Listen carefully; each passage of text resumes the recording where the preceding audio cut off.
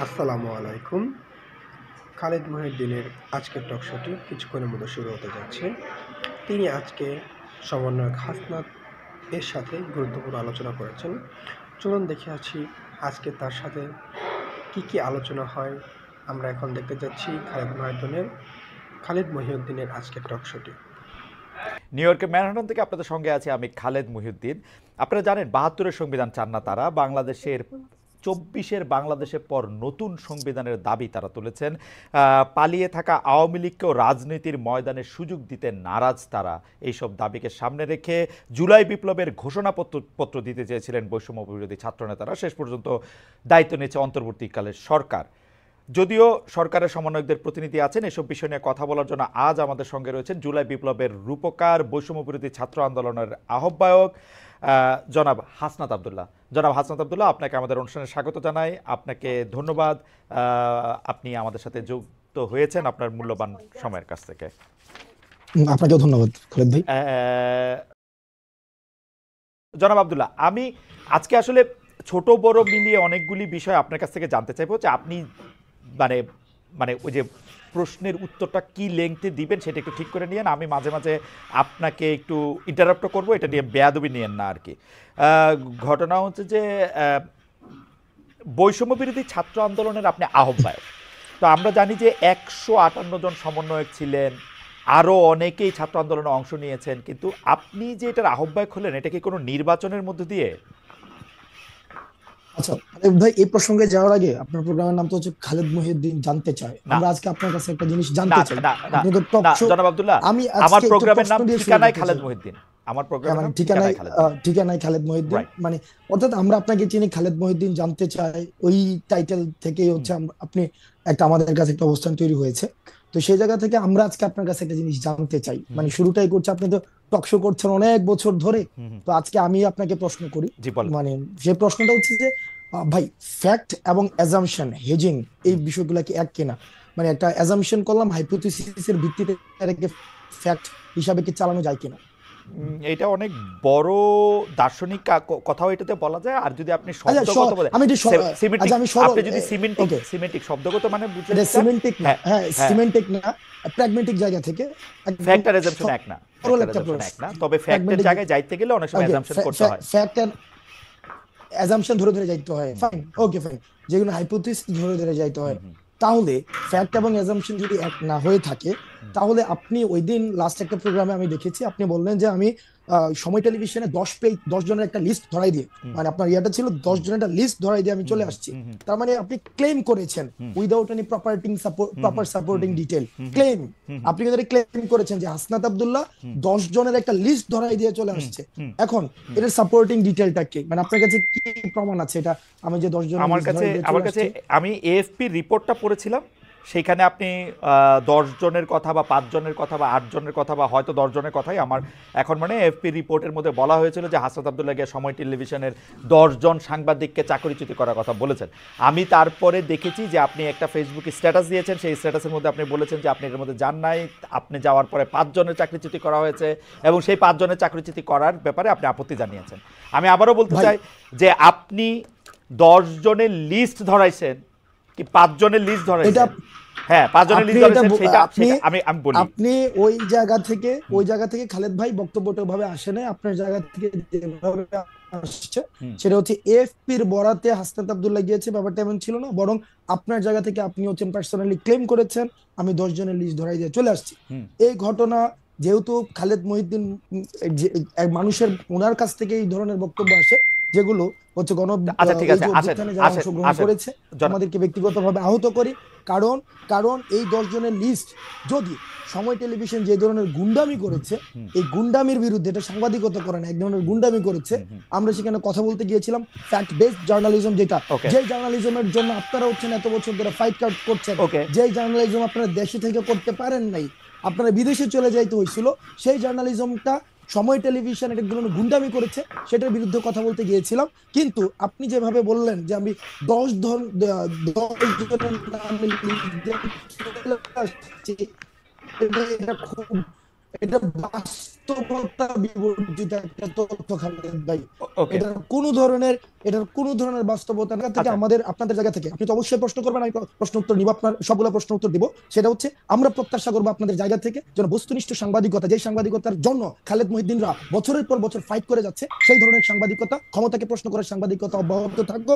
তবে সেটা যেন ক্লিকবেট জার্নালিজম না হয়, যেমন ক্লিকবেট জার্নালিজম, ব্যক্তিগত ক্যারেক্টার অ্যাসাসিনেশন আপনার কথা কি শেষ জার্নালিজম হয়েছে? যেন না হয়। আপনার কথা কি শেষ আমার হয়েছে? শেষ। আচ্ছা, আমি আবার আমি আপনার আমি একটু প্রশ্নের উত্তরে আসি।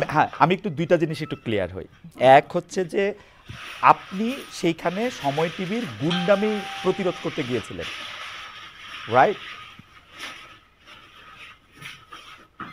আমি যদি আপনার কথা ঠিক বুঝে থাকি হাসনাত, আপনি সেখানে সময় হ্যাঁ, টিভির শুনতে পাচ্ছি। সময় টিভির গুন্ডামি প্রতিরোধ করতে গিয়েছিলেন, রাইট? সময় টিভির গুন্ডামি না, দেখেন সময় টিভি, আমি বলেছি সাংবাদিকতা নামে যে ধরনের গুন্ডামি করেছে গত দীর্ঘ একটা সময়, ব্যক্তিগত হ্যাঁ। ক্যারেক্টার অ্যাসাসিনেশন করেছে, আমি একটা একটা করে শব্দ আসি। ব্যক্তিগতভাবে ধরে ধরে। আব্দুল্লাহ, আপনি অনেক, জনাব আব্দুল্লাহ, আপনি অনেক ব্রিলিয়েন্ট, শার্প। আমি একটা একটা করে আসি। আপনি ওইখানে গিয়েছিলেন হচ্ছে সাংবাদিকতার নামে সময় টিভি যেগুলি গুন্ডামি করেছে সেগুলি প্রতিরোধ করতে। না, সেই বিষয়গুলো সময় টেলিভিশনের যিনি হচ্ছেন ওখানের আমরা পরবর্তীতে শুনেছি এটা পরিচালনা পরিষদ রয়েছে, অর্থাৎ যারা এই বিষয়গুলিকে সমাধান করতে পারবে, এটা ফ্যাক্ট বেস জার্নালিজমের দিকে নিতে কারা পারবে। করতে পারবে? মালিকরা? ওটার হচ্ছে ওই যে আমাকে যেটা বলা হয়েছে যে মালিক মালিকরা হচ্ছে কি করতে যেন ওই পারবে? ভদ্রলোক হাসান সাহেব। আমি ওনার সাথে কথা বলতে গিয়েছি যে ভাই আমরা ভিডিও এভিডেন্স নিয়ে গিয়েছি, ভিডিও না এভিডেন্স না না না যে হাসনাত, ভিডিও এভিডেন্স। হ্যাঁ ভাই, আমি কিন্তু এটা স্বীকারও করেছি ভাই, আমি এটা স্বীকারও করেছি পরবর্তীতে যে আমি গতকাল আপনার হচ্ছে উচিত কথাও দেখেছি, গতকাল এটা আমি স্বীকারও করেছি যে আপনাদের একটা প্রপার কাউন্সিল রয়েছে, ওই যে জার্নালিস্ট কাউন্সিল, ওইটা হচ্ছে ওখানে রিপোর্ট করতে হয়। তো যেহেতু এই বিষয়টা আমি জানতাম না, আমি কিন্তু অ্যাকনলেজ করেছি যে এই প্রক্রিয়াতে আমার ভুল হয়েছে। আপনি কিন্তু হ্যাঁ কিন্তু হ্যাঁ কিন্তু সময় টেলিভিশন যে প্রক্রিয়া অব্যাহত রেখেছে, এজেন্ডা ভিত্তিক জার্নালিজম, যে আপনি দেখেন মানে আচ্ছা, আমরা সময় টিভি নিয়ে আর এত কথা বলবো না। আমি শুধু আপনাকে জানতে চাই, সাংবাদিকতার নামে যে গুন্ডামি তারা করতেছিল সেইটা নিয়ে কথা বলতে আপনি সেখানে গেছেন। জনাব হাসনাত আব্দুল্লাহ, এই অ্যাসাইনমেন্টটা কি আপনি আপনারই দিছেন না কেউ আপনাকে দিছে? এই অ্যাসাইনমেন্টটা আমি নিজ থেকে এবং এই গণ অভ্যুত্থানের সময় যে যে সাংবাদিকদের সাথে আমাদের পরিচয় হয়েছে একটা দীর্ঘদিন, আমরা দেখেছি তারাও আপনাদের মতো করে তারা কেউ হচ্ছে থ্রেট পেয়েছে, সাংবাদিকতা করতে পারে নাই, ফিল্টার নিউজ চালাইতে হয়েছে, ডিজিএফআই থেকে শুরু করে আইনশৃঙ্খলা রক্ষাকারী বাহিনী যখন আমাদেরকে বাধ্য করেছে বক্তব্য দিতে, ওই জার্নালিস্টদেরকে আমরা পেয়েছি। আপনারে কিন্তু আমি আসলে এটা এক্সপ্লেইন আপনি নিশ্চয়ই করবেন। আমার প্রশ্নগুলির সাথে আমি আসি। তাহলে এই অ্যাসাইনমেন্টটা আপনি আপনাকে দিয়েছেন, মানে এটা বৈষম্য বিরোধী ছাত্র আন্দোলন না, বা আপনি বাংলাদেশের কোনো সাংবাদিকতা পুলিশও না, এই অ্যাসাইনমেন্টটা আপনি আপনাকে দিয়েছেন, তাই তো? হ্যাঁ, এটা হচ্ছে আমি আমার জায়গা থেকে দেখছি এটা দীর্ঘদিন ধরে কিভাবে বিরোধী দল মানে এবং মতকে, সরকার, প্রেস কাউন্সিল, তথ্য উপদেষ্টা, তাদের বাদ দিয়ে আপনি আপনাকে এই অ্যাসাইনমেন্ট দিয়েছেন, তাই তো? তাদের সাথে কথা না বলে? না, তাদের সাথে আমি কোনো কথা বলি নাই। এই অ্যাসাইনমেন্টের আপনার সাথে যারা ছিল, যেমন করে যেমন করে দরকার নাই, ফ্যাসিস্ট হাসিনাকে পতন করার জন্য আমরা প্রেস কাউন্সিল, ওই যে তারপর হচ্ছে ওই যে উপদেষ্টা, আপনারা তারপর হচ্ছে ওদের সাথে যেভাবে কথা বলেন নাই সেইভাবেই আপনারা বলেছেন, সেইভাবেই বলেছেন। ধরেন সেইভাবে আর কি কি জায়গায় আপনি যাওয়ার জন্য আগ্রহ বোধ করেন সেটাও আমরা শুনবো, পুরো আলোচনাটাতে যাই। মনে করেন যে ফেসিস্ট হাসিনা, কোনো সন্দেহ নাই, হাসিনার জায়গা থেকে হাসিনা মিডিয়াকে ধ্বংস করেছে, গলা চিপে রেখেছে, এটা আমি বারবার বলতে চাই, বারবারই বলবো। কিন্তু এইটার পরে 5 মাস পরে এসে, 4.5 মাস পরে এসে হাসনাত আব্দুল্লাহর মনে হয়েছে যে সাংবাদিকতা নামক করা গুন্ডামি করতেছে, এখন হাসনাত আব্দুল্লাহ নিজেকে অ্যাসাইন করেছে ওইখানে গিয়ে তাদেরকে বলে আসতে হবে কথা, তাই তো? এবং খালেদ মহিউদ্দিন এটা ভুল করেছে যে 10 জনের তালিকা হাসনাত আব্দুল্লাহ ধরায় নাই। 5 জনের কথা কি বলেছে? 5 জনের কথা কি বলেছে? না, আমি কোন সাংবাদিক আপনি কি বলেছেন? খালেদ ভাই, খালেদ ভাই পুরো প্রক্রিয়া, মানে অর্থাৎ ওখানে যাওয়ার প্রক্রিয়াটা যেটা সাংবাদিকতা নীতি বিরুদ্ধ, বা আপনাদের একটা প্রেস কাউন্সিল আছে বা এটা আমি জানতাম না, ওই প্রক্রিয়া নিয়ে যদি আপনি কথা বলেন সেটাকে আমি সমর্থন জানাবো এবং আমার ভুলের জায়গাটা আমি অ্যাকনলেজ করব। কিন্তু পার্টিকুলারলি যেই জায়গায় প্রবলেমটা, আমি আপনাকে ইস্যু ধরেছি, আমারে যদি আপনি জানতে চান আব্দুল্লাহ, জনাব আব্দুল্লাহ দেখেন, আমি আপনাকে সাংবাদিকতার কথা বলি। সাংবাদিকতা দুই রকম, আমি বলি কথা বলতে, হ্যাঁ বলেন, শেষ করে আমাকে বললেন। কারণ খালেদ ভাই, আপনি পুরো প্রক্রিয়াতে অবশ্যই যে সবচেয়ে বড় অপরাধ করেছে তারও যথাযথ বিচার প্রক্রিয়ার মধ্য দিয়ে তার বিচার নিশ্চিত হতে হবে। আমি এটার সাথে ফুললি এগ্রিড, বিষয়টার সাথে আমি এগ্রিড না। আপনি প্রমাণ ছাড়া আপনি বলেছেন যে 10 জনের লিস্ট হাসনাত আব্দুল্লাহ ধরাই নিয়ে আসছে, আমি একজনের কোনো লিস্ট দেয় নাই। সেখানে হাসান সাহেবের সাথে কথা হয়েছে, সেখানে তারেক জিয়াকে কিভাবে পার্সোনালি অ্যাটাক করা হয়েছে, 21শে আগস্ট কিভাবে রিপোর্ট করা হয়েছে। আমি আপনার সাথে একমত আব্দুল্লাহ, আমরা অনুষ্ঠানটা আগাই। আমি আপনার সাথে একমত যে 10 জনের লিস্ট আপনি ধরান নাই, আপনি একজনের লিস্টও ধরান নাই, কিন্তু আমি আমার অন মাই ডিফেন্স আমি শুধু বলে রাখতে পারি যে 2 ধরনের সাংবাদিকতা আছে, একটা হচ্ছে সাবজেক্টিভ, একটা হচ্ছে অবজেক্টিভ। আমি যখন আমার মত দেই, এটা আমার মত, এখন আপনি আমার মতরে আপনি চ্যালেঞ্জ করতে পারেন, আমার মততে আপনি আলাদাভাবে জিজ্ঞেস করতে পারেন। আমার মতের বিরুদ্ধে যখন আপনি আপনার মত দিয়েছেন, আমি এটা প্রচার করতে চেষ্টা করছি আমার জায়গা থেকে, এখন আমি এটা চেষ্টা করতেছি, আপনি তো এখানে আসছেনই। আমরা অনুষ্ঠানের মধ্যে দিয়ে সামনে দিয়ে আগাই, কারণ এটা আসলে এই কিছু কথা তো আপনার থেকে আমরা শুনতেই চাই।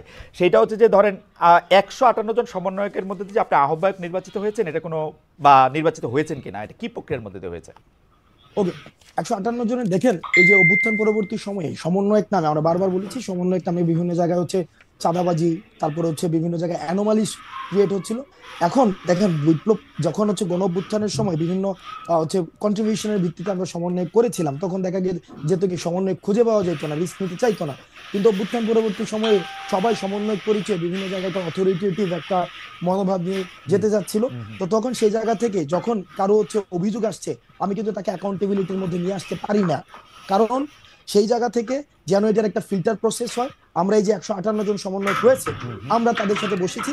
হয় এবার এই মিটিং 158 জন ছিল কিনা সেটা হচ্ছে একটা বিষয় না, ওই মিটিং 158 জন ছিল না, কিন্তু অধিকাংশ আমরা সেখানে মিটিং বসেছি, অধিকাংশই, যাতে করে আমরা অভ্যুত্থান পরবর্তী সময়ে এই অভ্যুত্থান প্রতি বিপ্লবের যে বিভিন্ন কথাবার্তাগুলো বিভিন্ন সময় এসেছে এবং আমরা বিভিন্ন সময় বিভিন্ন মুভমেন্ট গুলো করেছি, সেই জায়গা থেকে আমরা এটাকে একটা প্রক্রিয়ার মধ্যে নিয়ে আসার জন্য অধিকাংশের মতামতের ভিত্তিতে আমি আহ্বায়ক হয়েছি।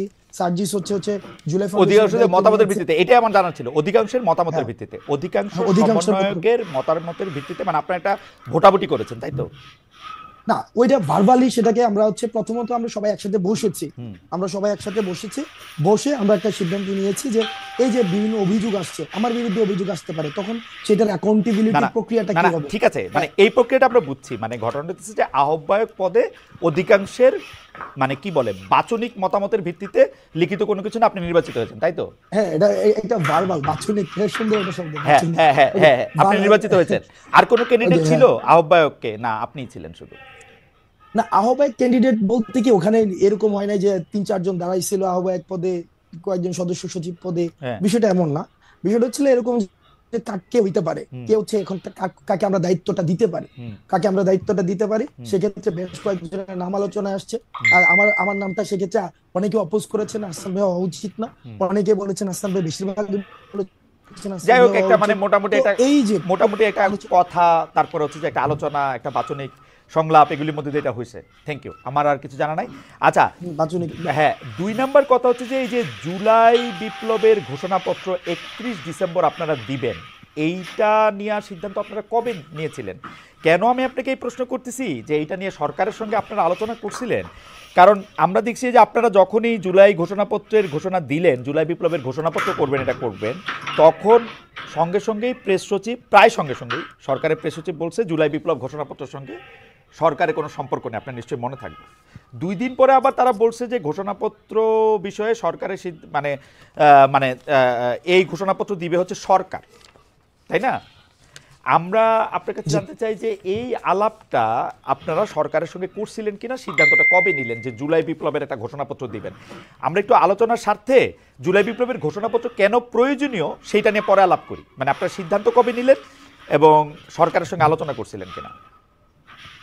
ওকে, তবে আমি বলার সময় হচ্ছে আমি একটা মানে এই সময় ইন্টারফেয়ার করেন, আমি মানে ইন্টারফেয়ার করলে সেই ক্ষেত্রে বলতে অসুবিধা হয়, মানে আমি জাস্ট অনেকক্ষণ ধরে বলবো না।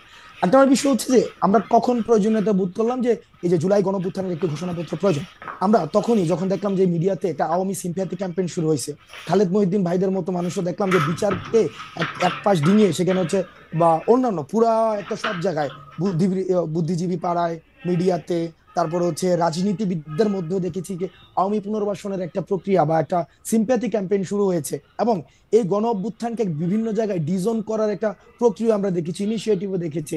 এবং এটা গণ অভ্যুত্থান হয় নাই, সেখানে জাস্ট একটা মানে এমন ভাবে বলা হয়েছিল, আপনি যদি দেখেন ইন্টারন্যাশনাল অনেক মিডিয়াতে ফ্রেজিংটা খেয়াল করবেন, সেখানে বলা হচ্ছে পলিটিক্যাল আপহিভাল। তাহলে political upheaval, political uprising and revolution, এটার ইন্টেন্সিফিকেশনের মধ্যে কিন্তু একটা পার্থক্য রয়েছে। এবং একটা দেখেন, আওয়ামী লীগ দেশ থেকে চলে গিয়েছে, কিন্তু তাদের যে ন্যারেটিভ সেলগুলো রয়েছে, তাদের যে কনস্পিরেসির যে হচ্ছে কম্পার্টমেন্ট গুলো রয়েছে, এখনই কিন্তু সেগুলো বুত্থান যারা রয়েছে তাদের ইন্ডিভিজুয়ালি ক্যারেক্টার অ্যাসাসিনেশন করা শুরু হয়েছে, এবং বিতর্কিত করার জন্য প্রয়োজনীয় রাষ্ট্রীয় উদ্যোগের বিভিন্ন আয়োজন নেওয়া হচ্ছে। এবং যে স্বপ্ন নিয়ে, যে লক্ষ্য নিয়ে এই জুলাই গণঅভ্যুত্থানটি হয়েছে, একটি বড় একটি সামগ্রিক রাষ্ট্রীয় পরিবর্তনের জন্য, সেই জায়গায় কিন্তু বিঘ্নিত দেওয়া হচ্ছে। সেজন্য আমরা চেয়েছি এটার একটি অ্যাকনোলেজমেন্ট যে এই জুলাই গণঅভ্যুত্থান সকল, আমরা বলছি না যে শুধুমাত্র বৈষম্যবিরোধী ছাত্র আন্দোলন করেছে, নো, বৈষম্যবিরোধী ছাত্র আন্দোলনের নেতৃত্বে সকল ফেসিবাদ সরকারের সাথে আলোচনা করেছিলেন কিনা? সবার না, আমরা সরকারের সাথে আলোচনা করে নাই। ওই সরকারের সাথে আলোচনা করে তো মাঠ থেকে সিদ্ধান্ত হয় নাই, মাঠ আগে সিদ্ধান্ত নেয়, মানুষ আগে সিদ্ধান্ত নেয়। মাঠের সিদ্ধান্তটা কে আগে বুঝতে পারলো? জনাব হাসনাত আব্দুল্লাহ আগে বুঝতে পারলেন কিভাবে মাঠের সিদ্ধান্তটা? দেখেন, মাঠের সিদ্ধান্তটা বুঝতে পারলেন যে খালেদ মহিউদ্দিন আওয়ামী লীগের পুনর্বাসন করতেছেন, তখন আপনারা সিদ্ধান্ত নিলেন যে না, এখন এটা জুলাই ঘোষণাপত্র দরকার। খালেদ মহিউদ্দিন না, না, খালেদ মহিউদ্দিন আওয়ামী লীগের পুনর্বাসন করতেছে না। খালেদ মহিউদ্দিনকে এনেছে মেটাফরিক একটা বিষয়, অর্থাৎ বলতে চাচ্ছি যে একটা মিডিয়া পাড়ায়, সব জায়গায়, সব ক্ষেত্রে, মানে সব স্ট্রটাতে আপনি রাষ্ট্রীয় দেখেন স্টেট মেকানিজমের মধ্যে কোনো একটি জায়গায় নির্দিষ্ট একটি জায়গায় দেখেন সেখানে আওয়ামী লীগীকরণ বা এই যে আওয়ামী একটি কাঠামো, এই কাঠামো মুক্ত কিন্তু আমরা করতে পারি নাই। সেটা হচ্ছে আমাদের জন্য দুর্ভাগ্য, এটা আমরা পারি নাই, এটা মেনে নিতে হবে, এটা রিয়েলিটি, আমরা এটা মেনে নিছি। আচ্ছা, সেই জায়গা থেকে আলোচনাটা বড় না করি, জনাব আব্দুল্লাহ, আলোচনাটা বড় না করি। অর্থাৎ সরকারের সঙ্গে আপনারা আলোচনা করেন নাই, আপনারা এটা একটা প্রয়োজনীয়তা বুঝতে পারছেন, যেহেতু আওয়ামী লীগের পুনর্বাসন বা আওয়ামীকরণের জায়গাটা থেকে আপনি এটাকে মুক্ত করতে চাইছেন, তাই তো? তো সরকারের সাথে আলোচনা করেন নাই। তবে এই জায়গায় যে রাজনৈতিক দলগুলো রয়েছে, যারা হচ্ছে আমাদের পূর্বসূরি, তাদেরই ইনিশিয়েটিভটা নেওয়ার প্রয়োজন ছিল। অনেক রাজনৈতিক দল রয়েছে যারা ফেসিবাদের বিরুদ্ধে একটা দীর্ঘ সময় অত্যাচার নির্যাতনের মধ্যে দিয়ে গিয়েছে, বিএনপি ছিল, জামাত ছিল, এটা উদ্যোগটা তাদের কাছ থেকে আসা উচিত ছিল। যেহেতু এই উদ্যোগগুলো আসেনি, সেই কারণে আপনারা কবে সিদ্ধান্ত নিলেন যে এটা 31 তারিখে এটা আপনারা দিতে চান? আমরা 24-এ এটা করতে চেয়েছি, কারণ এটা দীর্ঘদিন ধরে আলোচনা। এই সিদ্ধান্তটা কবে নিলেন? 24-এ করবেন, ঠিক আছে, সিদ্ধান্তটা কবে নিলেন? মানে 28 তারিখ, 29 তারিখ, 27 তারিখ, 26 তারিখ, কয় তারিখে? এটা হচ্ছে আমার প্রথম এই জুলাই প্রক্লামেশন আলোচনা হয়েছিল, প্রথম আলোচনা আজকে থেকে প্রায় 1.5 মাস আগে আমাদের নিজের মধ্যে আলোচনা হয়েছিল। 1.5 মাস আগে, এরপরে এটা, হ্যাঁ না, 1.5 মাস আগে এটা হচ্ছে আলোচনা হয়েছিল, তারপরে কিছুদিন আলোচনা হয়নি, এটা নিয়ে আলোচনা হয়নি। পরবর্তীতে 2 উইকস ব্যাক আমরা এটা নিয়ে আবার আলোচনা করেছি। সরকারের পক্ষ থেকে যে এটা বলা হলো যে এটা একটা বেসরকারি ঘোষণা, তখন আপনাদের প্রতিক্রিয়া কি হলো? আপনারা আবার সরকারের সাথে গিয়ে, মানে এই প্রক্রিয়াটা যদি একটু আমাদেরকে একটু বলতেন, যে আপনারা আবার সরকারকে গিয়ে বুঝাইতে পারলেন, নাকি সরকার আপনাদেরকে বুঝাইতে পারলো যে তোমরা সইরে আসো, আমরা এটা দিব? কি রকম হয়েছে ব্যাপারটা আসলে? কারণ সরকার একদমই এটা থেকে আলাদা হয়েছিল, এটা একান্তই শিক্ষার্থীদের বিষয়, এই বিষয়ে সরকার অবগত নয়, ছাত্ররা যখন ঘোষণা দেবেন তখন দেখবেও আমরা কি ঘোষণা ছিল, ইত্যাদি ইত্যাদি ইত্যাদি আর কি। তো সরকার, আপনারা কি সরকারকে বুঝাইছেন, না সরকার আপনার করে বুঝাইছেন, নাকি আপনারা দুইজনে মিল্লা জিল্লা? সরকার আমাকে বুঝায় নাই, আমরা দুইজনে মিল্লা জিল্লাও কোনো কাজ করি নাই। এখানে বিষয়টা হচ্ছে যে আমরা পুরো আন্দোলনে যে আমরা যারা সমন্বয়ক ছিলাম, এখন যারা কাজ করছে, আমরা কি কাজ করেছি? আমরা সেটা হচ্ছে জনগণের ভাষাটাকে আমরা ইন্টারপ্রেট করেছি। জনগণের, দেখেন, মাঠ থেকে 1 দফার যে ঘোষণাটা, সেই ঘোষণাটা শহীদ মিনার থেকে আসার আগেই মানুষের সেই যেই হচ্ছে 1 দফা ঘোষণা করেছে। প্রত্যেকটা কর্মসূচি দেখেন, সেখানে মানুষ হচ্ছে এই কর্মসূচিগুলো আমাদের আগে দিয়েছে, আমরা সেই জায়গাটা সমন্বয় করেছি। ঠিক একইভাবে এই যে প্রক্লামেশন অথবা স্বীকৃতি, এটাকে আমি সহজীকরণ করি, এটাকে language of the common people করি। এই যে এটা গণ অভ্যুত্থানের স্বীকৃতি, এই স্বীকৃতির প্রয়োজনীয়তাটা মানুষ থেকে এসেছে। গভর্নমেন্টকে আমরা প্রথমে এটাকে ডিজাইন করতে, আপনারা মনে করছেন যে গণ অভ্যুত্থানকে স্বীকৃতি দেওয়া হচ্ছে না, এটা কি আপনাদের মনে হচ্ছে? হ্যাঁ, আমরা বিভিন্ন জায়গায় বিভিন্ন সময় ঘোষণাপত্রের পরে এটা দেওয়া হবে, এরকম আপনাদের মনে হচ্ছে? ঘোষণাপত্রে দেওয়া হবে, ব্যাপারটা হচ্ছে কি, আমরা যখন দেখছি সব জায়গা থেকে এটাকে ডিজাইন করার একটা জনাব আব্দুল্লাহ, একটু করে আলাদা করি, যে যেমন ধরেন ঘোষণাপত্রের প্রয়োজন হচ্ছে কারণ গণ অভ্যুত্থানের স্বীকৃতিটা আমরা পাইতেছি না, তাহলে ঘোষণাপত্র এখন দিতে হবে। তো ঘোষণাপত্র দেওয়ার পরে গণ অভ্যুত্থানের স্বীকৃতিটা পাওয়া যাবে বলে আপনারা মনে করছেন, তাই তো? তাই হওয়া উচিত না লজিকে? না না না, গণ অভ্যুত্থানের স্বীকৃতি এটার হচ্ছে প্রাতিষ্ঠানিক স্বীকৃতি, ওকে, যেটাকে আমরা সরকার কনস্টিটিউশন এটাকে সেটাকে আমরা সরকার accommodate এটাকে করতে সরকার পারি। এটাকে ডিজাইন করলো পরবর্তীতে কেন? সরকার এটাকে ডিজাইন করলো কেন? না না, মানে ইনিশিয়ালি দেখলাম যে প্রাইভেট ইনিশিয়েটিভ কিছু একটা বলেছে, এই জায়গায় তারা তাদের জায়গা থেকে বক্তব্য দিতে পারে। আমরা তো মিল্লা জিল্লা, আপনি যেটা বললেন যে হ্যাঁ মিল্লা জিল্লা, আপনার খালেদ ভাই ভালো লাগে, আপনার মাঝে মাঝে যে গতকালের প্রোগ্রামে হ্যাঁ দেখেছি আপনার যে ডায়ালেক্ট না না, ইউজটাকে খুব মানে পাবলিক এনগেজ করে, ওকে, আই আপনারা অ্যাপ্রিশিয়েটেড। আমরা আমরা আমরা এটা ফরওয়ার্ড এই যে না আমাদের এই যে যে ধরেন তাহলে সরকার এটাকে মনে করছে আপনাদের বক্তব্য আসলে ঠিক না, তাই তো নাকি? ইনিশিয়ালি সরকার যদি ইনিশিয়ালি যদি সরকার সেটা ভেবেও থাকে, সেই জিনিসটাকে আমরা আমাদের জায়গা থেকে আমরা চেষ্টা করেছি, আমরা আমাদের জায়গা থেকে সরকারকে লাইনে proclamation রাখতে of সরকারকে লাইনে রাখতে, এবং আপনি পারছেন যদি ওই আপনারা, ভাষায় বলতে পারছেন পারছেন আমরা আপনি, পারছি, পারছেন মানে পারছি, এই যে আমরা পারছি। সরকার আপনাদেরকে 31 তারিখ ঘোষণাপত্র না দেওয়া পরে দিব বলছে, এইটাতে আপনারা মনে করতেছেন যে এইটা সরকার আপনাদের কথা শুনছে, তাই তো? দেখেন আমরা যখন দেখেছি এখানে গভর্নমেন্ট একটা জায়গায় কিন্তু ফোকাস করেছে, সেটা হচ্ছে যে সরকার বলেছে সকলের অংশগ্রহণের ভিত্তিতে সরকার এটা যেহেতু নিজে ইনিশিয়েটিভটা নিয়েছে। আর প্রক্লেম কারা করতে পারে?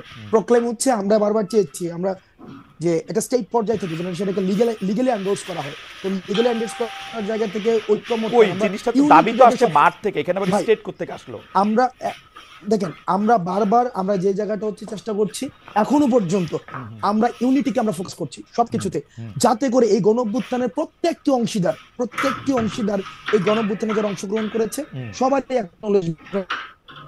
এখন স্টেট যেহেতু বলেছে আমরা একটা ন্যাশনাল প্রোগ্রামের মধ্যে দিয়ে, এই শব্দটা হয়তো নেই, বলেছে যে সকল অংশীদার ও অংশগ্রহণের ভিত্তিতে তো সরকার বলছে নিজেরাই হচ্ছে সেটাকে হচ্ছে আমরা করব।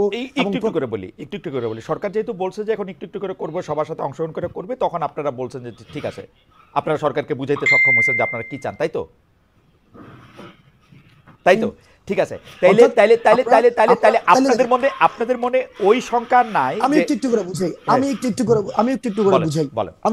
বুঝাই, সেটা হচ্ছে যে আমরা প্রোক্লামেশন অফ যে রিভলিউশন, যেটা অথবা ডিক্লারেশন অফ রেভলিউশন, সেটাকে ঘোষণার পরে সেটাকে গভর্নমেন্ট এন্ডোর্স করতে হইতো, কনস্টিটিউশনাল অ্যাকোমোডেশন প্রয়োজন ছিল। এখন গভর্নমেন্ট যেহেতু নিজেই আমরা ঘোষণা করার পূর্বেই একটা ইনিশিয়েটিভ নিচ্ছে, তার মানে হচ্ছে প্যাসিভলি সে এই প্রোক্লামেশন অফ রেভলিউশনকে সে এন্ডোর্স করছে। তো যেহেতুই করছে, সুতরাং আমাদের অবজেক্টিভ যেহেতু এক হয়েছে, সুতরাং সেক্ষেত্রে পরবর্তী সিদ্ধান্তকে তো আমরা বিরোধিতা জানানোর কোনো ফ্যান্টাস্টিক, কোনো অসুবিধা নেই আমার। আপনি একটু একটু করে বুঝায়েন আমারে, আপনার থেকে অনেক কিছু শিক্ষা গ্রহণ করার আছে আমার, মানে it's like lesson to me. আমি আপনাকে বলি, আপনারা যে প্রোক্লেমেশনটা বানাইছেন এটা সরকারের দিবেন, বিভিন্ন পলিটিক্যাল পার্টির অলরেডি দিবেন, তাই তো? না দেন নাই, প্রোক্লেমেশন বানানো হয় নাই। না, প্রোক্লেমেশন না, দেখেন প্রোক্লেমেশন বানায় সবাইকে দেওয়া হয় না, যে প্রোক্লেমেশন ফাইনাল করে সবাইকে দেওয়া ফাইনাল না, একটা ড্রাফট কি করছেন কিনা? ড্রাফট করছেন, একটা ড্রাফট ছিল এবং ড্রাফটটাকে সবাইকে পাঠানো হয়েছে, যে ওটা ওপেন মানে ব্যাপারটা কি এরকম দাঁড়া আব্দুল্লাহ, যে ব্যাপারটা কি এরকম যে আপনারা একটা ড্রাফট করে পাঠাইছেন, মানে কমিউনিস্ট রেজিমে অনেকটা এরকম কথা কওয়া হইতো যে আমরা আসলে এই সভায় নেতার সিদ্ধান্ত সবাই মিলে সর্বসম্মতিক্রমে গ্রহণ করি, মানে আপনাদের সিদ্ধান্তই কি সবাই সর্বসম্মতি গ্রহণ করবে নাকি ওই ড্রাফটের মধ্যে চেঞ্জ আসবে? ওটা জায়গা আছে না, ড্রাফটটা যদি চেঞ্জ নাই আসতো, ড্রাফটের যদি কোনো ধরনের নাই, তো আমরা তো বলতাম যে ধরেন এই প্রোক্লামেশনটা দিলাম, এটা হচ্ছে সবাই মাইনা নেন, আমরা তো এটা বলি নাই।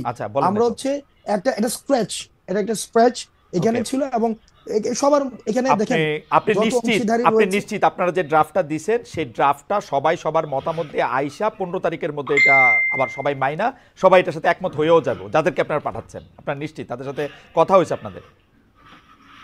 এখন যদি নিশ্চিত না হয়, সেক্ষেত্রে গভর্নমেন্ট যে প্রমিস দিয়েছে সেই প্রমিসের ভায়োলেশন। কিসের ভিত্তিতে গভর্নমেন্ট এই প্রমিস দিল? গভর্নমেন্ট তো আরেক অংশীজনের মতামত জানে না, তাইলে আপনার কথা ঠিক হলো, শুধু আপনাদের মতামত জানে না। গভর্নমেন্ট যেহেতু বলেছে, আপনি ওই যে গতকালের যে এটা প্রেস রিলিজ বলেছে, সেখানে স্পষ্ট ভাষায় বলেছে যে সকল অংশগ্রহণের ভিত্তিতে গভর্নমেন্ট নিজে ইনিশিয়েটিভ নিবে এবং সবার মধ্য দিয়ে যখন আসবে, তার মানে হচ্ছে গভর্নমেন্ট রেসপন্সিবিলিটি গভর্নমেন্ট এই প্রমিসটা কেমনে করলো যখন গভর্নমেন্ট জানে না যে আরেকজন মানুষ কি বলবে? তো গভর্নমেন্ট যে জানে না সেটা তো আর আমার সাথে আলোচনা করে নাই। ওয়েল তাহলে গভর্নমেন্ট এখন গভর্নমেন্ট অলরেডি জানে, গভর্নমেন্ট গভর্নমেন্ট অলরেডি জানে না, যেহেতু গভর্নমেন্ট ডিক্লারেশন দিয়েছে তার মানে জানে। ওকে, আমি যদি এটাকে আলোচনাতে আপনার কাছে লজিক্যাল মনে হচ্ছে ব্যাপারটা? অবজেক্টিভ ডিসকাশনে যদি আসি, আপনার কাছে অবজেক্টিভ লজিক্যাল? ডিসকাশনে যদি আসে, জি, গভর্নমেন্ট দেখেন আপনি 15 তারিখের পরে যদি প্রোক্লেমেশন না হয় তাইলে কি হবে সেটা নিয়ে আপনি আলোচনা করতেছেন, আর আমি আলোচনা না করতেছি না না না গভর্নমেন্ট। না না না না 15 তারিখের পরে না, কিন্তু এই যে জনাব আব্দুল্লাহ, এই আমি আলোচনা করতেছি এই প্রোক্লেমেশনটা কিসের ভিত্তিতে বা কেমনে কইরা, প্রক্রিয়াটা কি, সবার মতামত কেমনে আসবে। আমি খালি এখানে দেখতেছি আপনার একটা প্রোক্লেমেশনের ড্রাফট কইরা, যেটাকে আপনি এখন স্ক্র্যাচ বলতেছেন, এইটা পাঠাইছেন বিভিন্ন লোকের কাছে।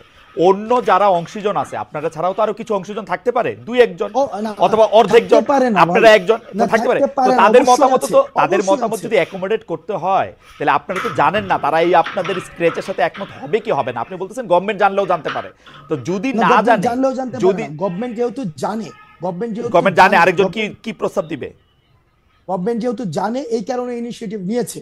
এখন আপনার যদি মনে হয় যদি 15 তারিখের পরে যদি বা হচ্ছে একটা গভর্নমেন্ট, আমরা আমাদের জায়গা থেকে 15 তারিখে আজকে বলেছি যে এটা একদম দীর্ঘকাল, আমরা আমরা আমাদের জায়গা থেকে আজকে বলেছি 15 তারিখের মধ্যে হইতে হবে, কিন্তু এটা দীর্ঘকাল, এটা অনন্ত অসীম সময় ধরে তো এটা হওয়া সম্ভব না। সেই জায়গা থেকে আমরা আমাদের জায়গা থেকে 15 তারিখ বলেছি। গভর্নমেন্ট যদি সেটাকে ভায়োলেট করে, গভর্নমেন্ট যদি একটা সময় বলে যে না রাজনৈতিক দলগুলো ঐক্যমত্য হয় নাই, সেটা হয় নাই, তো সেই জায়গা থেকে বা এই পার্টি অ্যাকোমোডেট, মানে যদি গভর্নমেন্ট যদি বলে যে এই রাজনৈতিক দল এই অংশীজন, আমার মনে হয় যে হাসান আপনি একটু মানে প্রক্রিয়াটার ব্যাপারে পরে নিশ্চয়ই আরো ক্লিয়ার করবেন। এখন তো এটা মাত্রই আজকে 31 তারিখ, আপনি নিশ্চয়ই 1, 2, 3 তারিখে আরো বেশি করে দেখবেন আর কি। এটা তো ক্লিয়ার ভাই, এটা তো ক্লিয়ার। না না, প্রক্রিয়াটা যে এটা কেমনে স্টেক হোল্ডারদের কাছে কি মতামত না হবে, কোন বিষয়গুলোর উপর জোর দেওয়া হবে, এটাকে ডায়লগ ভিত্তিক মতামত নেওয়া হবে, মানে সবগুলি পক্ষ কিভাবে এক জায়গায় আসবে, নিশ্চয়ই সেটা একটা প্রক্রিয়া আছে।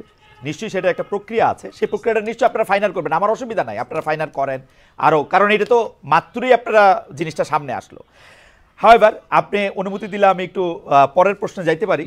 পরের প্রশ্নের মধ্যে থেকে বা পরের বিষয় যদি বলি যে মানে প্রশ্নটা এরকম করতে পারি যে আপনি নিজেকে যথেষ্ট, মানে এই প্রশ্নটার একটু লেয়ার আছে, এটার প্রথম প্রশ্নটা একটু করে নেই, আপনি নিজেকে যথেষ্ট দেশপ্রেমিক শক্তি মনে করেন কিনা, দেশপ্রেমিক মনে করেন কিনা? আমি নিজেকে দেশপ্রেমিক মনে করি, তবে এটা হচ্ছে ওকে ফাইন, হ্যাঁ ইয়েস। না না, আপনি আরেক লাইন বলেন অসুবিধা নেই। না না, আমি দেশপ্রেমিক মনে করি, দেশপ্রেমিক মনে করেন। ওকে, জামায়াত ইসলামীর আমির বলেছেন দেশে পরীক্ষিত দেশপ্রেমিক শক্তি দুটা, একটা হচ্ছে সেনাবাহিনী, আরেকটা হচ্ছে জামায়াত। আমাদের প্রশ্ন হচ্ছে আপনি তার বক্তব্যের সাথে একমত কিনা। দুই হচ্ছে যদি একমত না হন, দেশপ্রেমিক হইতে হলে আপনাকে সেনাবাহিনীর অংশ হইতে হবে অথবা জামায়াতের অংশ হইতে হবে, আপনি কোনটা? আমি জামাত নেতার এই বক্তব্য আমি শুনি নাই। আমি কি পড়ে শোনাবো কোটেশন? আমি দায়িত্ব, আমি কোটেশন শোনাই। জামায়াতের যদি জামায়াত থেকে ধরেন এই ধরনের বক্তব্য যদি এসে থাকে, আমি এই বক্তব্য মানে আমি জানি না এই ধরনের বক্তব্য উনি দিয়েছেন কিনা, আর যদি দিয়েও থাকেন তাহলে এটা নিয়ে আলোচনা, আমার জায়গা থেকে আমি আলোচনার জন্য এই বাইনারি পজিশনে আমি যেতে চাই না যে ওই পলিটিক্যাল পার্টি সাবস্ক্রিপশন করলে আমি দেশপ্রেমিক, ওইটা হচ্ছে এক ধরনের একটা জিনিস, প্যারিকুয়াল একটা হচ্ছে আইডিয়া যে আমি এই আইডিওলজি থাকলেই হচ্ছে আমি দেশপ্রেমিক, আর ওই আইডিওলজি হলে দেশপ্রেমিক না, এই ধরনের ধারণাটা আমি বিশ্বাস করি না। আচ্ছা ঠিক আছে, ধরেন এটা এই বাইনারি ধারণাতে আপনি বিশ্বাস না করলেন, সেনাবাহিনী নিয়ে আপনি কি মনে করেন? আপনি কি মনে করেন বাংলাদেশের সেনাবাহিনী একটা পরীক্ষিত দেশপ্রেমিক শক্তি? এই বিষয়ে আমার মন্তব্য করা, আমি জাস্ট মানে একটা ডিসক্রিপশন দিতে পারবো। এই গণঅভ্যুত্থানে বাংলাদেশ সেনাবাহিনী যে ধরনের পদক্ষেপ নিয়েছে আমি অ্যাপ্রিসিয়েট করি। আবার কিছু কিছু জায়গায় অনেক ধরনের বক্তব্য এসেছে, বিবৃতি এসেছে, সেগুলো মনে হয় যে সেগুলো নিয়ে হচ্ছে হয়তো সমালোচনা হতে পারে এক্সিট দেওয়ার ক্ষেত্রে। তবে সেনাবাহিনীর যে ভূমিকা রেখেছে তারা 5ই আগস্টের পূর্বে, তারা মানে অন্য কোনো ডিসিশন নিতেও পারতো, দেশের পরিস্থিতি অন্যদিকে যেতেও পারতো, তো তারা সেই জায়গায় যে তৎক্ষণকার সময় যে ভূমিকাটি রেখেছে সেটির জন্য আমি সাধুবাদ জানাতে চাই। তবে সেনাবাহিনীর সার্বিক বিষয় যে এটা লিটমাস টেস্ট তো খালেদ ভাই নাই, এটা লিটমাস টেস্ট আপনি কেমনে করবেন যে ইভেন্ট বেসিসে লিটমাস টেস্ট হয় না, যে এই ইভেন্টে দেশপ্রেমিক, ওই ইভেন্টে দেশপ্রেমিক, ওইভাবে দেশপ্রেমিকের লিটমাস টেস্ট নাই। কিন্তু এখন তো ইভেন্ট বেস লিস্ট, মানে লিটমাস টেস্ট তো অনেক বেশি চলতেছে, তাই না? জুলাই আগস্টে করেছিলেন, তার আগে কি করছেন, হাসান সাহেব ক্রোড়পত্রে লিখছেন কিনা, এগুলিও তো নানা ধরনের মানে কথা আসতেছে, কিন্তু সার্বিকভাবে জিনিসটা দেখার জায়গা তো, সার্বিকভাবে দেখার জিনিসটা তো আসলে নাই। তো এইটা তো আসলে অনেক সময় অনেক জায়গায় অনেক হার্ট করে, যে মানে ধরেন এইটা ভাই সার্বিকভাবে আপনি মানে এই সার্বিক জায়গায় যদি আপনি আওয়ামী লীগকে রাখেন, এই সার্বিকভাবে যদি আপনি এই জায়গায় গত একটা দীর্ঘ সময় ধরে যে যেই রাজনৈতিক দলের কারণে খালেদ মহিউদ্দিনরা দেশে সাংবাদিকতা করতে পারে নাই, ওদেরকে যদি এই সার্বিক এই এই এই এই ফরম্যাটে রাখেন, এই কম্প্রিহেন্সিভ এর ব্যাপারটায় রাখেন, তাইলে আওয়ামী লীগ ছাড়া ওই সার্বিকতার মধ্যে আমি সবাইকে রাখতে চাই, কিন্তু এই জায়গায় আওয়ামী লীগ আসবে আচ্ছা, না। আওয়ামী লীগ বাদ দিয়ে বাকি সবাইকে রাখতে চান। একটা প্রশ্ন চলে আসে যে আপনি আওয়ামী লীগকে মানে প্রশ্ন আমি অন্যভাবে করি, যে ধরেন এখন একটা বড় কথা আছে হচ্ছে যে মুজিববাদকে বাদ দেওয়া, মানে যেই কথাগুলিকে মুজিববাদ হিসাবে বলা হইতেছে আর কি, সেইগুলিকে বাদ দেওয়ার, যেমন 31শে জুলাইও আমরা এটার মধ্যে দেখলাম যে মুজিববাদের আপনারা কবর করতে চান। এখন মুজিববাদ বলতে আসলে এক্স্যাক্টলি কোনটা? কারণ আমরা কিন্তু দেখেছি যে এই বৈষম্য বিরোধী ছাত্র আন্দোলনের সময়ও আমরা কিন্তু এটা একদম দেখেছি যে শেখ মুজিবের ভাষণ, বঙ্গবন্ধুর ভাষণ, 7 মার্চের ভাষণকে ইন্সপিরেশন হিসেবে ব্যবহার করার, যেটা আসলে আপনাদের সমন্বয়কদের মধ্যে থেকে কেউ কেউ এটা ব্যবহার করেছেন। আমরা দেখেছি ওই সময়কার স্লোগান ব্যবহার করার, তার কথা বলে মানুষকে ইন্সপায়ার্ড করার। তো এইটার এখন যে আবার আপনারা মুজিববাদের কবর চাচ্ছেন, সেইটার কারণ কি যে আপনারা পপুলিস্ট জায়গাটা থেকে, মানে জনতুষ্টিমূলক এই জায়গাটা থেকে এটা ধরতে চাচ্ছেন, নাকি ব্যাপারটা এরকম যে ওই সময় আপনারা এটা করেছেন যাতে আপনারা একটা কৌশল নিতে পারেন, যেই কৌশলে আবার বেশি লোক আপনাদের প্রতি আকৃষ্ট হতে পারে? কোনটা, মানে ওই সময়টা কৌশল ছিল নাকি এখনকারটা কৌশল? দুইটা তো দুই অবস্থান, তাই না? আচ্ছা, আমি এই আপনি আমার জন্য সহজ করে দিয়েছেন। এই মুজিববাদ হচ্ছে ওই আইডিয়াটা, আমি যখন আমার একটা যৌক্তিক দাবির জন্য দাঁড়াবো, তখন আমাকে সেন্স অফ উইনেস ডেভেলপ করতে হয় এই মুজিবের খুঁটির উপর দিয়ে। অর্থাৎ আমি এই মুজিবের খুঁটিতে আসি, এই মুজিব আইডিয়ার মধ্যে আমি বিশ্বাস করি, তাইলে হচ্ছে আমি যৌক্তিক দাবি জানাইতে পারবো। ক্যাম্পাসগুলোতে কি অবস্থা ছিল? ক্যাম্পাসগুলোতে অবস্থা ছিল, আপনি কোনো একটা যৌক্তিক দাবি নিয়ে দাঁড়ান, আপনাকে দাবি জানাবেন আপনি 3 দিন, আর আপনাকে বাকি 5 দিন আপনাকে বারবার বলতে হবে আমি কোনো রাজনীতি করি না, আমি এটা অরাজনৈতিক দাবি, এটা অরাজনৈতিক দাবি। এবং এই দাবিটাকে হচ্ছে যথাযথ করার জন্য আপনাকে বারবার হচ্ছে বলতে হবে যে কি, ওই যে বঙ্গবন্ধুর বাংলায় বৈষম্য ঠাঁই নাই, অর্থাৎ বঙ্গবন্ধুর সাবস্ক্রিপশন ছাড়া, বঙ্গবন্ধুর খুঁটি ধরা ছাড়া আপনি কোনো একটা যৌক্তিক কোনো একটা দাবি দাবি করাইতে পারবেন না। ওই আইডিয়াটা হচ্ছে সামগ্রিকভাবে হচ্ছে মুজিববাদী আইডিয়া। অর্থাৎ রাষ্ট্রের সবকিছুকে একটা সেন্ট্রালাইজড একটা আইডিয়া থেকে সেখানে ম্যানিপুলেটেড হবে, এবং ওই আইডিয়াটা হচ্ছে আনক্রিটিক্যাল আইডিয়া। এই আইডিয়াটাকে আপনি কখনোই ক্রিটিক করতে পারবেন না। ওই আইডিয়াটা হচ্ছে একটা সবকিছুই বঙ্গবন্ধুর স্বপ্ন, ওরকম ভাবে ওই লাইন থেকে সবকিছুকে একদম সেন্ট্রালাইজড করা হবে। ওই আইডিয়াটাই হচ্ছে মুজিববাদী আইডিয়া। এখন এটার ভাই এটা একটা হিস্ট্রিক্যাল ন্যারেশন আছে, এটার এটা সামাজিক এক ধরনের ব্যাখ্যা রয়েছে, অর্থনৈতিক এক ধরনের ব্যাখ্যা রয়েছে, এই জিনিসটা সামাজিক বাস্তবতার এক ধরনের ব্যাখ্যা রয়েছে। এটা তো ম্যাথস না যে এটা হচ্ছে মানে 2+2 এই মুজিববাদের এই আইডিয়াটা তো আসলে ফর্মুলেটেড, বা মানে হিসাবটা কি, এটা কি হাসিনা সরকারের সময় মুজিববাদের আইডিয়াটা হয়েছে, নাকি মুজিববাদের আইডিয়া শেখ মুজিবুর রহমানের সময়ও ছিল? শেখ মুজিবুর রহমানের সময় ছিল। আপনার যখন মুক্তিযুদ্ধটা হয়েছিল ডিগনিটি, ইকুয়ালিটি এবং জাস্টিসের ভিত্তিতে, এবং সেখানে এসে ৭১ পরবর্তী সময়ে আইসা আপনি দেখেন এই প্রথম ৭১ পরবর্তীতে আপনার হচ্ছে কনস্টিটিউশনে এমন কিছু হচ্ছে আপনার আবার পিলার নিয়ে আসলো, যথা হচ্ছে যেখানে সোশ্যালিজম, ন্যাশনালিজম, তারপরে হচ্ছে এখানে নিয়ে আসলো হচ্ছে বাঙালি ন্যাশনালিজম আসলো। কিন্তু এগুলি তো আওয়ামী লীগেরও মূলনীতি না, এটা আওয়ামী লীগের নীতিও না, মানে এটা মানে দেখেন মুক্তিযুদ্ধটা, এটা হচ্ছে এটা কাদের মূলনীতি? এই মূলনীতিটা ছিল ভারত এবং সোভিয়েতপন্থী যে সব মুক্তিযুদ্ধের সময়, সেই সময় দুইটা স্ট্রিম ছিল। আপনি যদি তৎকালীন সময়, আমি চেষ্টা করছি এখন পড়ার বা আগেও পড়ার চেষ্টা করেছি, তৎকালীন সময় বদরুদ্দিন উমর এবং হচ্ছে ভাসানী আপনার লেখাগুলা যখন পড়ি, তখন দেখতে পাচ্ছি যে এখান থেকে কিন্তু একটা ব্যাপক একটা বিভাজন ছিল। অর্থাৎ যারা হচ্ছে পাকিস্তানের জন্য যেই গণপরিষদটা করা হয়েছিল পাকিস্তানের জন্য, ওইটা দিয়ে হচ্ছে আমরা একটা বাংলাদেশের কনস্টিটিউশন বানাইলো, সেটাতে পুরো রিফ্লেক্ট পাইলো হচ্ছে একটা ব্যক্তির একটা ধারণা, যেটার পরবর্তী হচ্ছে আপনি মনে করতেছেন যে গণতন্ত্র, সমাজতন্ত্র, ধর্মনিরপেক্ষতা, জাতীয়তাবাদ, এইটা হচ্ছে সংবিধানের মূল সমস্যার জায়গা। আপনি না ভাই না, আপনি একদম যে এভাবে কনক্লুশনে চলে গেলে হবে না।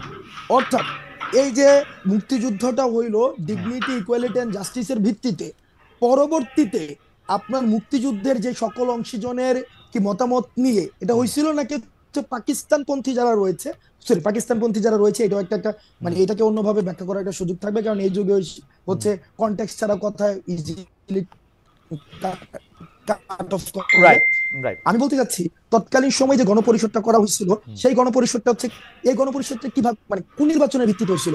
একটা ন্যাশনাল এবং প্রভিন্সিয়াল নির্বাচন, যে নির্বাচনটা ভাই জনাব সেই আব্দুল্লাহ, নির্বাচনটা জনাব আব্দুল্লাহ, হয়েছিল পাকিস্তানের জন্য। এই তর্ক তো আমরা করতেই পারি, এই তর্ক আমরা সারা জীবন ধরে করতে পারবো যে এটা আসলে গণপরিষদ হয়েছিল কিনা, 70 সালে যারা নির্বাচিত হয়ে আসছিল তারাই গণপরিষদে বসবে কিনা, এই তর্ক আমরা করতে পারি। কিন্তু আমি জানতে চাইতেছি যে আমরা এখন 72-এর সংবিধান বলি বা ইয়াটা বলি, এটার ক্ষেত্রে গণতন্ত্র, সমাজতন্ত্র, ধর্মনিরপেক্ষতা, জাতীয়তাবাদ এগুলিকে আমরা সমস্যা হিসেবে দেখতেছি কিনা ভিসাভিস যেখানে আমাদের কাছে ডিগনিটি, ইকুয়ালিটি এবং সোশ্যাল জাস্টিস ছিল, এবং ডিগনিটি, ইকুয়ালিটি, সোশ্যাল জাস্টিসের এন্টিথিসিস আমরা গণতন্ত্র, সমাজতন্ত্র, ধর্মনিরপেক্ষতা, জাতীয়তাবাদকে মনে করতেছি কিনা, যে একটা আরেকটার সাথে সাংঘর্ষিক। না, এন্টিথিসিস না, এখানে কন্ট্রাডিকশন আছে। কন্ট্রাডিকশন আছে, হ্যাঁ, কন্ট্রাডিকশনটা একটু বলেন, কন্ট্রাডিকশনটা একটু বুঝি। কন্ট্রাডিকশন এখানে দেখেন একদম পুরাটাকে হচ্ছে বাঙালি জাতীয়তাবাদ বানাই ফেলছে, এখন সবগুলাকে একসাথে হচ্ছে একটা প্যাকেটে নিয়ে আসছে। এখন পুরা এই জায়গায় আপনি দেখবেন যে ওইখানে গণপরিষদ থেকে তখন কিন্তু যতীন্দ্র লারমা কিন্তু তখন উনি অনির্দিষ্টকালের জন্য হচ্ছে গণপরিষদ। না, ফ্যান্টাস্টিক। তাহলে এই একটা স্পেসিফিক সমস্যা পাওয়া গেল যে জাতীয়তাবাদটা এরকম বাঙালি এরকম হইতে পারবে না, তাই তো? দেখেন না, সমস্যা এখানে আপনার প্রত্যেকটা স্টেক হোল্ডারের অ্যাকনলেজমেন্ট প্রয়োজন। আপনার যে জায়গায় সমাজতন্ত্র আছে সেই জায়গায় আবার আপনার এখানে ধর্মনিরপেক্ষতার যে আলাপটা, আপনার এখানে একটা ধর্মনিরপেক্ষতার আলাপ তো যুদ্ধের সময় ছিল না। এখন আমাকে আবার এখানে বলা হইতেছে হাসনাত আব্দুল্লাহ আজকে ক্যাপশন যাবে যে এই ধর্মনিরপেক্ষতার বিপক্ষে। এটা এই ধরনের একটা ছোট 2 লাইনের 4 লাইনের আলাপ আলোচনা দিয়ে সম্ভব না। সংবিধান বিশেষজ্ঞ যারা আমরা দেখেছি, এটা আমি বুঝতে পারছি যে আমরা একটু মুভ অন করি। তার মানে আপনি বলতে চাইতেছেন যে ধর্মনিরপেক্ষতার আলাপটা আলাদা, কিন্তু সংবিধানে ধর্মনিরপেক্ষতা রাখা দরকার ছিল না, এটা রাখা হয়েছে, তাই কি? রাখা হয়েছে, এবং এটাকে এখন বাদ দেওয়া দরকার। কিভাবে আসছে এটাকে কি এখন বাদ দেওয়া দরকার মনে করতেছেন আপনি? আবার ভাই না না, নাকি এটা আপনি আলাপই চান না? আমি বুঝি না, কিন্তু এটা নিয়ে নাকি আপনি আলাপই চান না? না না, আমি আলাপ চাই, তবে হ্যাঁ অবশ্যই আলাপ চাই, সেটা আলাপ হওয়া উচিত। কিন্তু এটাকে যদি আপনি এভাবে বলতে চান, হাসনাত আব্দুল্লাহ এটা চাইছে যে সংবিধান হচ্ছে ধর্মনিরপেক্ষতা। আরে ভাই, হাসনাত আব্দুল্লাহ চাইছে সেটা বলবো কেন? আমি আলাপটা বোঝার জন্য আলাপটা হচ্ছে যে মুক্তিযুদ্ধটা যেভাবে হয়েছিল, মুক্তিযুদ্ধটা যেই অবজেক্টিভ সামনে রেখে হয়েছিল, পরবর্তীতে 72-এর যে সংবিধানটা হয়েছিল, এই মুক্তিযুদ্ধের গণ আকাঙ্ক্ষার প্রতিফলনটা এই সংবিধানটাই হয় নাই। আওয়ামী লীগের আকাঙ্ক্ষার আকাঙ্ক্ষা জাতীয়তাবাদ। আমি একটু কয়ে রাখি, আমার জীবনেও মনে হয় না আওয়ামী লীগের আকাঙ্ক্ষা জাতীয়তাবাদ, আমার জীবনেও মনে হয় না আওয়ামী লীগের আকাঙ্ক্ষা ধর্মনিরপেক্ষতা। কারণ আওয়ামী লীগ ধর্মরে পুঁজি কইরা সবচেয়ে বেশি বাংলাদেশে অন্যায় করছে। আপনি খোঁজ নিয়ে দেখেন, গত 15 বছরে সে যাদেরকে দুর্বল পাইছে, সে ধর্মীয় সংখ্যালঘু হোক, পাহাড়ি সংখ্যালঘু হোক, এই মানে অন্যভাবে সংখ্যালঘু হোক, যেমনে পারছে আওয়ামী লীগের অত্যাচারগুলি করছে। সুতরাং আওয়ামী লীগের আমার কখনোই ধর্মনিরপেক্ষ মনে হয় নাই, কখনো জাতীয়তাবাদী মনে হয় নাই, কখনো গণতন্ত্রী মনে হয় নাই। গণতন্ত্র মনে হইলে সে কোনোদিন ভোট লয়ে এরকম করতে পারতো না। আমরা এটার মধ্যে এটা দেখছি। কখনো তাদেরকে সমাজতন্ত্রী মনে হয় নাই। সমাজতন্ত্রী হইলে বাংলাদেশে এতগুলি ঋণ খেলাপি হইতো না, এতগুলি অলিগার্ক সৃষ্টি হইতো না। আওয়ামী লীগ এই সংবিধানের 4 মূলনীতির একটাও মানে নাই। এটা হলো আমার ছোট্ট 2 পয়সার মধ্যে। কনস্টিটিউশন তার মানে এটা তো কনস্টিটিউশন তো তাহলে কমপ্লিটলি ফেল করছে। না না, আওয়ামী লীগ যা যা কিছু করছে, শুনেন হাসনাত, আমার মতটা হলো আওয়ামী লীগ যদি আপনারা কনস্টিটিউশন ভঙ্গ করছেন এই কারণে আপনাদের শাস্তি দিবে, এই একটা স্বপ্নের জায়গায় থাকে, আমি বলবো বাংলাদেশে কোনোদিন ন্যায় বিচার প্রতিষ্ঠিত হইলে বাংলাদেশের সংবিধানের মূলনীতি ধ্বংস করার জন্য আওয়ামী লীগের বিচার সবচেয়ে আগে করা উচিত। এই এক্সিস্টিং মূলনীতি ধ্বংস করার জন্য গণতন্ত্র, সমাজতন্ত্র, ধর্মনিরপেক্ষতা, জাতীয়তাবাদ একটাও সে মানে নাই। আমি এটা গ্যারান্টি দিয়ে কইতে পারি, একটাও মানে নাই। এটা অসংখ্য উদাহরণ দেওয়া যাবে। আমি ঘটনা লম্বা করছি না, কিন্তু আপনারা যে সংবিধানটা করা হয়েছে, সংবিধানের মূলনীতির ভিত্তিতে করা হয়েছে, এটা কোনোদিনও বাস্তবায়ন করা হয় নাই। এটা আওয়ামী লীগ নিজেই খর্ব করছে। না না, আওয়ামী লীগ খর্ব করছে না, আওয়ামী লীগ খর্ব করছে না। আমি শেখ হাসিনার আমলটায় আমি সাংবাদিকতা করি, আমি 15 বছরে কইতেছি আওয়ামী লীগ এটা হত্যা করছে। সুতরাং সংবিধানের দোষ আমি দেই না, সংবিধানের দোষ আমি দেই না। আমার কাছে মনে হয় সংবিধানে যাই থাক এটা এরকমই হয়েছিল। আপনারা কি করবেন সেটা নিয়ে আমি আসি, আপনাদের বক্তব্যে আসি। আওয়ামী লীগের কথা কয়ে লাভ নেই আমার এখন। আমি কি জানি বলে আপনারা জানেন যে আপনি আসবেন, সেই জন্য আমরা একটা পোল করি, সেই পোলের মধ্যে আমরা দিছিলাম জুলাই ঘোষণাপত্রের মাধ্যমে আওয়ামী লীগকে অপ্রাসঙ্গিক করা হবে বলেছেন বৈষম্য বিরোধী ছাত্র আন্দোলনের আহ্বায়ক হাসনাত আব্দুল্লাহ। এ বাস্তবায়ন করা সম্ভব হবে কিনা সেটা বলেছেন 50% সম্ভব হবে, 50% বলেছেন সম্ভব হবে না। খুবই বিচিত্র। আমার এই জীবনে আমি প্রথম কোনো একটা মানে জরিপ এরকম টাই হইতে দেখলাম। আচ্ছা, হাওয়েভার আমি একটু হাসনাত আব্দুল্লাহ আপনার কাছে আসি। আপনি তো অনেকগুলি জায়গায় যান, কখনো কখনো নিজে নিজেকে অ্যাসাইনমেন্ট দেন, কখনো কখনো অন্যরা আপনাকে যাইতে বলে। আমি আপনি দেখি যে আপনি অনেক প্রবলেম শোনেন, কিছু কিছু প্রবলেম আপনি সলভও করতে চেষ্টা করেন। কেমনে করেন আমি জানি না, এইটা নিশ্চয়ই কোনো না কোনো একটা জায়গা আপনার আছে যে এখান থেকে আপনি প্রবলেম সলভও করেন। আপনি আমাকে একটা সরলভাবে বলতে পারেন যে আপনার আসলে জনগণের সাথে সম্পৃক্ততাটা আপনি কীরকম দেখেন বৈষম্য বিরোধী ছাত্র আন্দোলনের? তারা কি আপনাদের সাথে খুব সম্পৃক্ত? জনগণ আমাদের সাথে এখন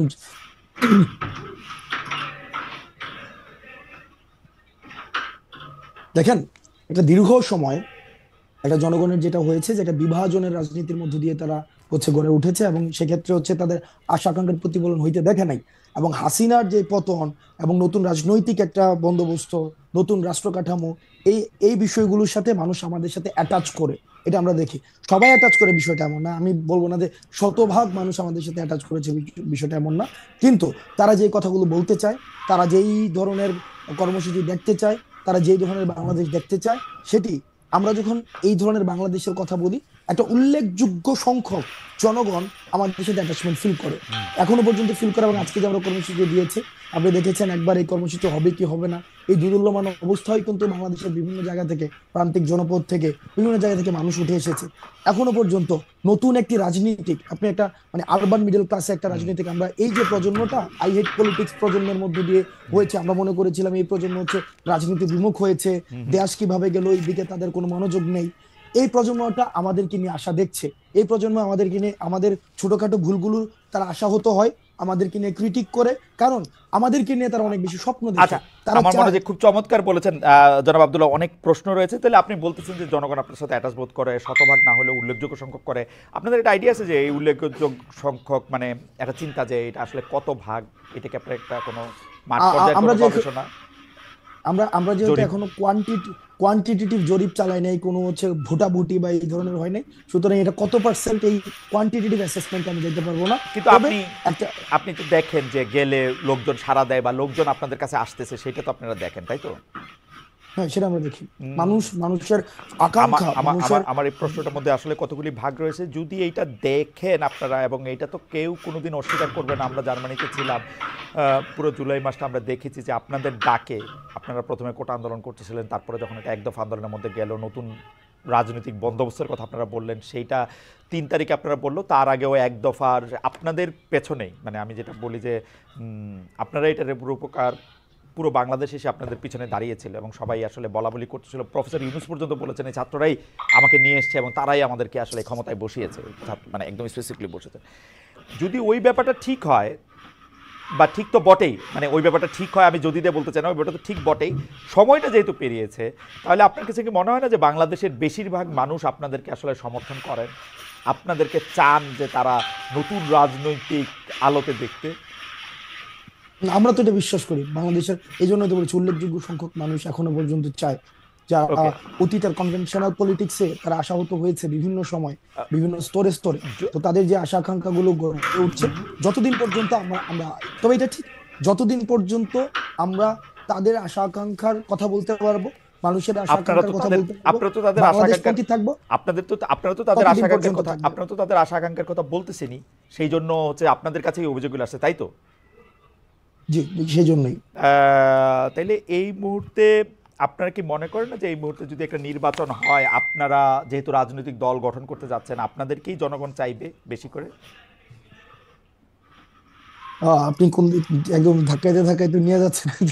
ওকে, না দেখেন, আচ্ছা আপনি যদি আমি আপনাকে বলি জনাব আব্দুল্লাহ, আপনি যদি কোনো প্রশ্নের উত্তর দিতে না চান বা ইয়েতে না করেন, তাহলে মানে আমার অসুবিধা নাই।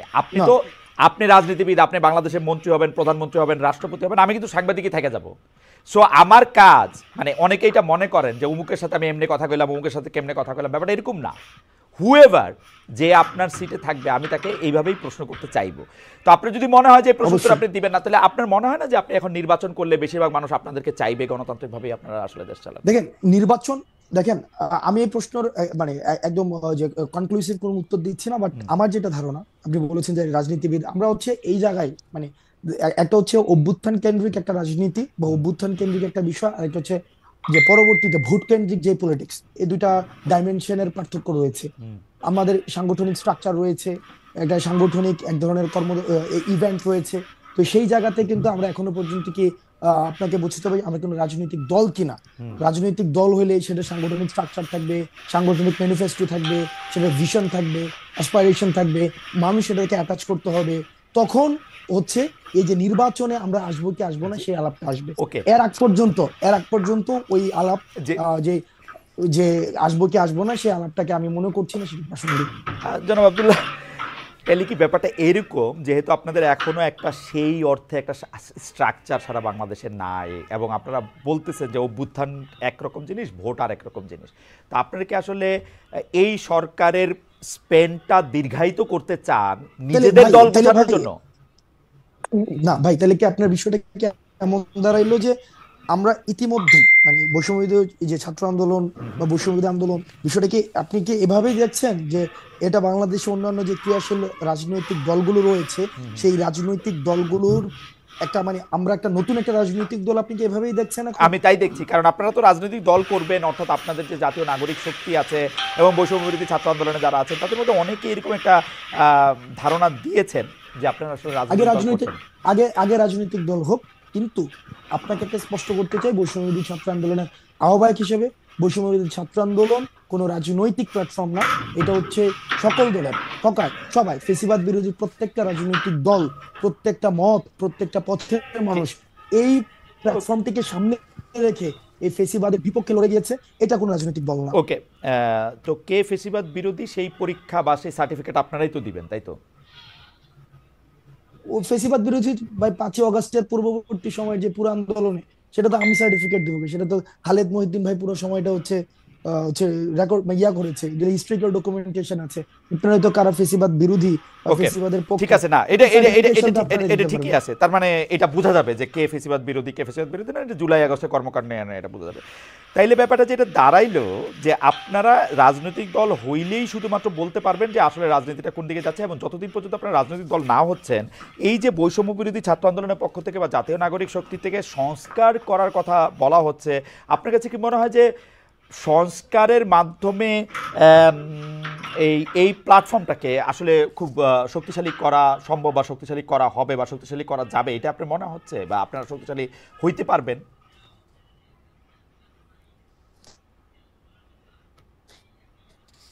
জানাব হাসনাত, এই প্ল্যাটফর্মকে আরো প্ল্যাটফর্মটা অলরেডি শক্তিশালী, কারণ এই প্ল্যাটফর্মটা হচ্ছে আমাকে শুনতে পাচ্ছেন স্পষ্ট স্পষ্ট? হ্যাঁ, am I properly audible? স্পষ্ট স্পষ্ট, হ্যাঁ স্পষ্ট স্পষ্ট, হ্যাঁ বলেন। Okay fine fine. এই এই এই এই প্ল্যাটফর্ম এই প্ল্যাটফর্মকে ওকে ফাইন, এই প্ল্যাটফর্মকে আর শক্তিশালী করার কিছুই নেই, কারণ এই প্ল্যাটফর্ম অলরেডি শক্তিশালী। এই প্ল্যাটফর্ম শক্তিশালী হয়েছে বলেই হচ্ছে আমরা একটা, আপনার ভাষায় যারা হচ্ছে সংবিধান হত্যা করেছে, যারা হচ্ছে যার ফাঁসি হওয়া উচিত এই হত্যার জন্য, আমরা তাদেরকে পতন করতে পেরেছি।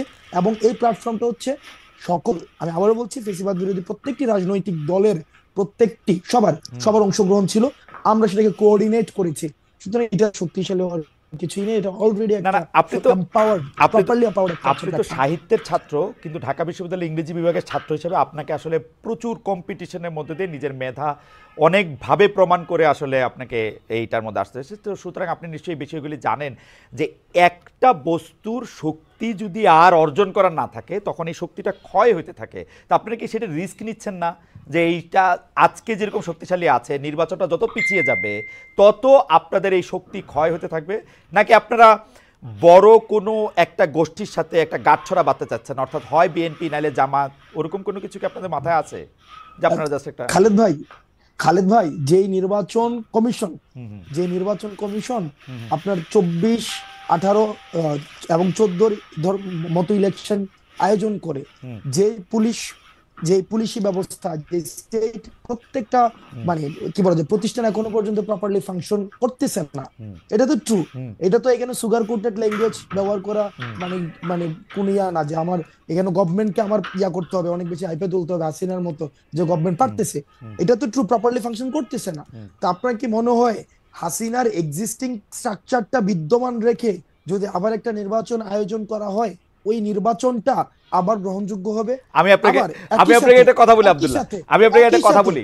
একই সাথে হ্যাঁ। একই সাথে একই সাথে একই সাথে আবার এটাও না যে সংস্কার হচ্ছে মানে যে নির্বাচন দেয়া যাচ্ছে না, নির্বাচন পিছায় যাচ্ছে, বিষয়টা তেমন না।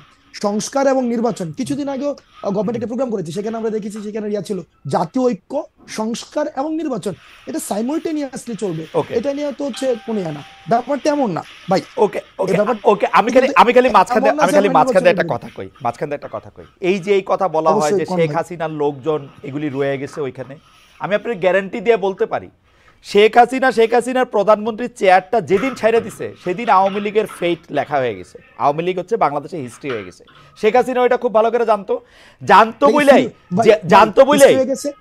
হিস্ট্রি হয়ে গেছে বলতে আপনি তাহলে একটা চলেন আমরা কনক্লুশনে যাই, মানে হিস্ট্রি হয়ে গেছে না বলতে আমার আওয়ামী বলতে লীগের দেন, ঠিকানা জানতো করে বলেই বাংলাদেশের ইলেকশনে শেখ হাসিনার পক্ষে আর ম্যানিপুলেশন করা সম্ভব না। আমরা তো এইটাই চাইছিলাম যে শেখ হাসিনা ক্ষমতাটা ছেড়ে দিয়ে একটা ইলেকশন দিয়া দেখুক। এত বড় বড় আওয়ামী লীগের কথা বলে, এটা ইলেকশন ক্ষমতা ছেড়ে একটা ইলেকশন দেখ, চেয়ার থেকে নামে একটা ইলেকশন দেখ। শেখ হাসিনা এখন চেয়ারে নাই বইলেই আমি এটা গ্যারান্টি দিতে পারি যে বাংলাদেশের ইলেকশনে যদি সরকার না চায়, অর্থাৎ হাসনাত আব্দুল্লাহ গিয়ে সরকারকে বুঝায় আসবে যে ভাই আমরা নির্বাচন করতেছি, তোমরা আমাদের কিছু বলবা না, সরকার না চাইলে নির্বাচন ম্যানিপুলেটেড করা সম্ভব না। সরকার যদি নিরপেক্ষ হয় নির্বাচন নিরপেক্ষ হবে, অ্যাজ সিম্পল অ্যাজ দ্যাট। এটা হাসিনার লোকই থাকুক আর যার লোকই থাকুক। ভাই আপনি নিজে দেখেন আমরা একটা দীর্ঘ সময়ে আমরা বিএনপি জামাত এই যে ফেসিবাদ বিরোধী আন্দোলনের অন্যতম অংশীদার, আমরা একটা দীর্ঘ সময় দেখেছি যে এক্সিস্টিং যে কনস্টিটিউশন রয়েছে, এক্সিস্টিং যে ইলেকশন কমিশন রয়েছে, এক্সিস্টিং যে জুডিশিয়ারি রয়েছে, সেক্রেটারিয়েট রয়েছে, ওইটার প্রতি কিন্তু আস্থা নাই। এটা একটা দীর্ঘ সময় তাদের কথা থেকে বারবার হচ্ছে এটা প্রতিধ্বনিত হয়েছে, আস্থা নাই। যেহেতু আস্থা নাই সেটাকে নতুন নির্বাচন কমিশন, এটা তো আর সেটাকে গ্রহণযোগ্য, যেটাকে এটা গ্রহণযোগ্য। দেখেন ডক্টর মোহাম্মদ ইউনূস যখন জাতীয় একটা ঐক্যমত্য তৈরি হবে, নিশ্চয় বিষয়টা এমন না যে আমরা নির্বাচন ঠেকাই রাখতেছি, মানে এমন একটা ন্যারেটিভ তৈরি হইতেছে যে সবাই নির্বাচন দিয়ে দিতে যাচ্ছে, আমরা নির্বাচন ঠেকাই দিতেছি। বিষয়টা তো এমন না। যখন একটা সংস্কার হবে, একটা নির্বাচনকে গ্রহণযোগ্য করার মতো একটা সংস্কার হবে, এক্ষেত্রে তো এখানে মির্জা ফখরুল সাহেবকে আমরা বলতে শুনেছি যে একটা প্রয়োজনীয় যখন সংস্কার হবে, একদম শুরুর দিকে বলছে সবটা যৌক্তিক সময় দেওয়া উচিত, একটা প্রয়োজনীয় সংস্কার হোক, সংস্কার হওয়ার পরে এই সংস্কারগুলিকে এটাই নির্বাচনকে ত্বরান্বিত করবে। তো সংস্কার এবং নির্বাচনকে আমরা তো মানে কোন সংস্কারগুলি মনে করেন, কোন সংস্কারগুলি এইটা নিয়ে আলাদা আসলে কথা কইতে হবে। আমরা অনুষ্ঠানের সময় একটু আসলে একটু বেশি নিতে চাই আজকে। কোন সংস্কারগুলি আসলে মানে এই মুহূর্তে দরকার বলে আপনি মনে করেন? আমি কিন্তু আমার মতামত আমি বলি, আমার মত হচ্ছে আপনারা একটা পলিটিক্যাল পার্টি করেন, পলিটিক্যাল পার্টি করে আপনারা যেহেতু জনপ্রিয়, আপনারা ইলেকশনে আসেন, এই মুহূর্তে ইলেকশন আসুক, আপনারা আরও 50 বছর ক্ষমতায় থাকেন, জনগণের ম্যান্ডেট নেই। এটা হচ্ছে আমার পজিশন। আমার কাছে মনে হয় যে জনগণ যদি আপনাদেরকে নির্বাচিত করে, আপনারা 50 বছর আরও 20 বছর 30 বছর 40 বছর ক্ষমতা থাকেন, আরাম করে সংস্কার করেন, সেইটা হলো আমার পজিশন। ভাই আপনার কি মনে হয় যে আপনার কি তাহলে ব্যাপারটা দাঁড়াইতেছে যে আপনার কথা যে আমরা ক্ষমতায় আছি নাকি? এটা আমার মনে হচ্ছে। আমরা ক্ষমতায় থাকলে তো ভাই হচ্ছে আমরা ক্ষমতায় থাকলে তো রাস্তায় কিছুদিন পর পর আন্দোলন করতে হইতো না। মানে আমরা ক্ষমতায় তো ব্যাপারটা এমন, এখানে সার্বজনীন একটা সরকার আছে, ট্রানজিশনাল হচ্ছে রেসপন্সিবিলিটি পালন করতেছে এই সরকার। তো আপনি যদি মনে করেন আমরা বলতে কাদেরকে বুঝাইতেছি? ছাত্র বৈষম্য বিরোধী ছাত্র আন্দোলন। এই সরকার সবার এই গণঅভ্যুত্থানে যারা আসছিল সবার ঐক্যমত্যের ভিত্তিতে সরকার হয়েছে এবং তারা ট্রানজিশনাল রেসপন্সিবিলিটি পালন করছে। এই ব্যাপারটা এমন না যদি সরকার যদি মানে আমাদের সরকারই হইতো বা সরকার যদি আমারই হইতো, আমার কিছুদিন পর পর তো আন্দোলন করতে হইতো না। আমি তো নিজেই এই ধরনের রেসপন্সিবিলিটি আপনি কিছুদিন পর পর আন্দোলন করতেছেন, সেইটা দেখা তো আসলে অনেকে মনে করতেছে যে সরকারের সাথে আপনাদের একটা দূরত্ব আছে, কারণ আপনারা 31শে ডিসেম্বর একটা ঘোষণা দিতে চাইলেন, সরকার কইলো যে এটার সঙ্গে সে নাই, বুঝা যাচ্ছে এটা দূরত্ব আসে। আবার আপনারা যে সরকারের বাইরে থাইকাও সরকারের মতো, আচ্ছা একটু মাঝখান দিয়ে বলে নিই, চ্যানেল 24 এর জন্য আমি একটু সাইন আউট করতেছি। চ্যানেল 24 টপ অফ দ্য নিউজের মধ্যে থেকে তারা চলে যাবে। Thank you so much channel 24 এর দর্শক। তো আলাদা মনে হতেছে। কিন্তু ফ্যাক্ট রিমেন্স যে আপনি সরকারের বাইরে থাকলে আপনি আসলে বিরোধী দল, এরকমও কি আমরা বলতে পারি, নাকি আপনি সরকারের একটা এক্সটেন্ডেড হ্যান্ড, যার ক্ষমতা আসলে যারা সরকারে থাকতেছে তাদের চেয়েও বেশি? মানে ব্যাপারটা কি এরকম যে সব সমস্যার সমাধান দিতে পারে হাসনাত আর সার্জিস? ব্যাপারটা কি এরকম? আমরা একটা ওয়াচডগ হিসেবে কাজ করতেছি। আমরা একটা ওয়াচডগ হিসেবে গভর্নমেন্টের এক্সটেন্ডেড কোনো হ্যান্ড হয় না।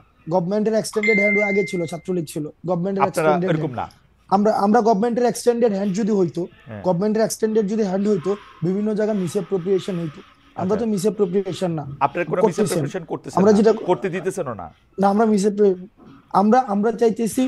আমরা চাইতেছি মানুষ যেটা কইতে চাইতেছে, মানুষ যেটা চাইতেছে, মানুষ যেমন বাংলাদেশ চাইতেছে, আমরা আমাদের জায়গা থেকে ওয়াচডগ হিসেবে একটা গভর্নমেন্টকে, গভর্নমেন্ট যেন প্রপার ফাংশন করতে পারে, গভর্নমেন্ট যেন আমাদের ডিরেল না হইতে পারে,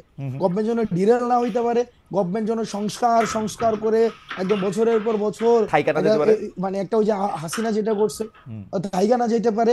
গভর্নমেন্ট যেন আবার মানে ব্যাপারটা এমন না যে এই যে আওয়ামী ফেসিবাদ, এটা তো এমন না যে এটা যে কেউ হচ্ছে ফেসিবাদী হইতে পারে। ওকে, এটা যেন আর কেউ না হইতে পারে, মানুষের আশা আকাঙ্ক্ষা। আচ্ছা, আপনি মানে এই কাজটা আমরা করতেছি।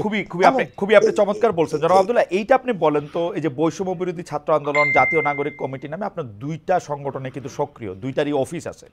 এর বাইরে আমরা শুনছি যে আপনারা নতুন রাজনৈতিক দল করতে যাচ্ছেন। আপনি আবার একটু পরে গিয়ে বলবেন যে অ্যাজাম্পশন, ফ্যাক্ট এগুলি আমাদের শিখাবেন, আমি শিখবো, এগুলি অসুবিধা নাই।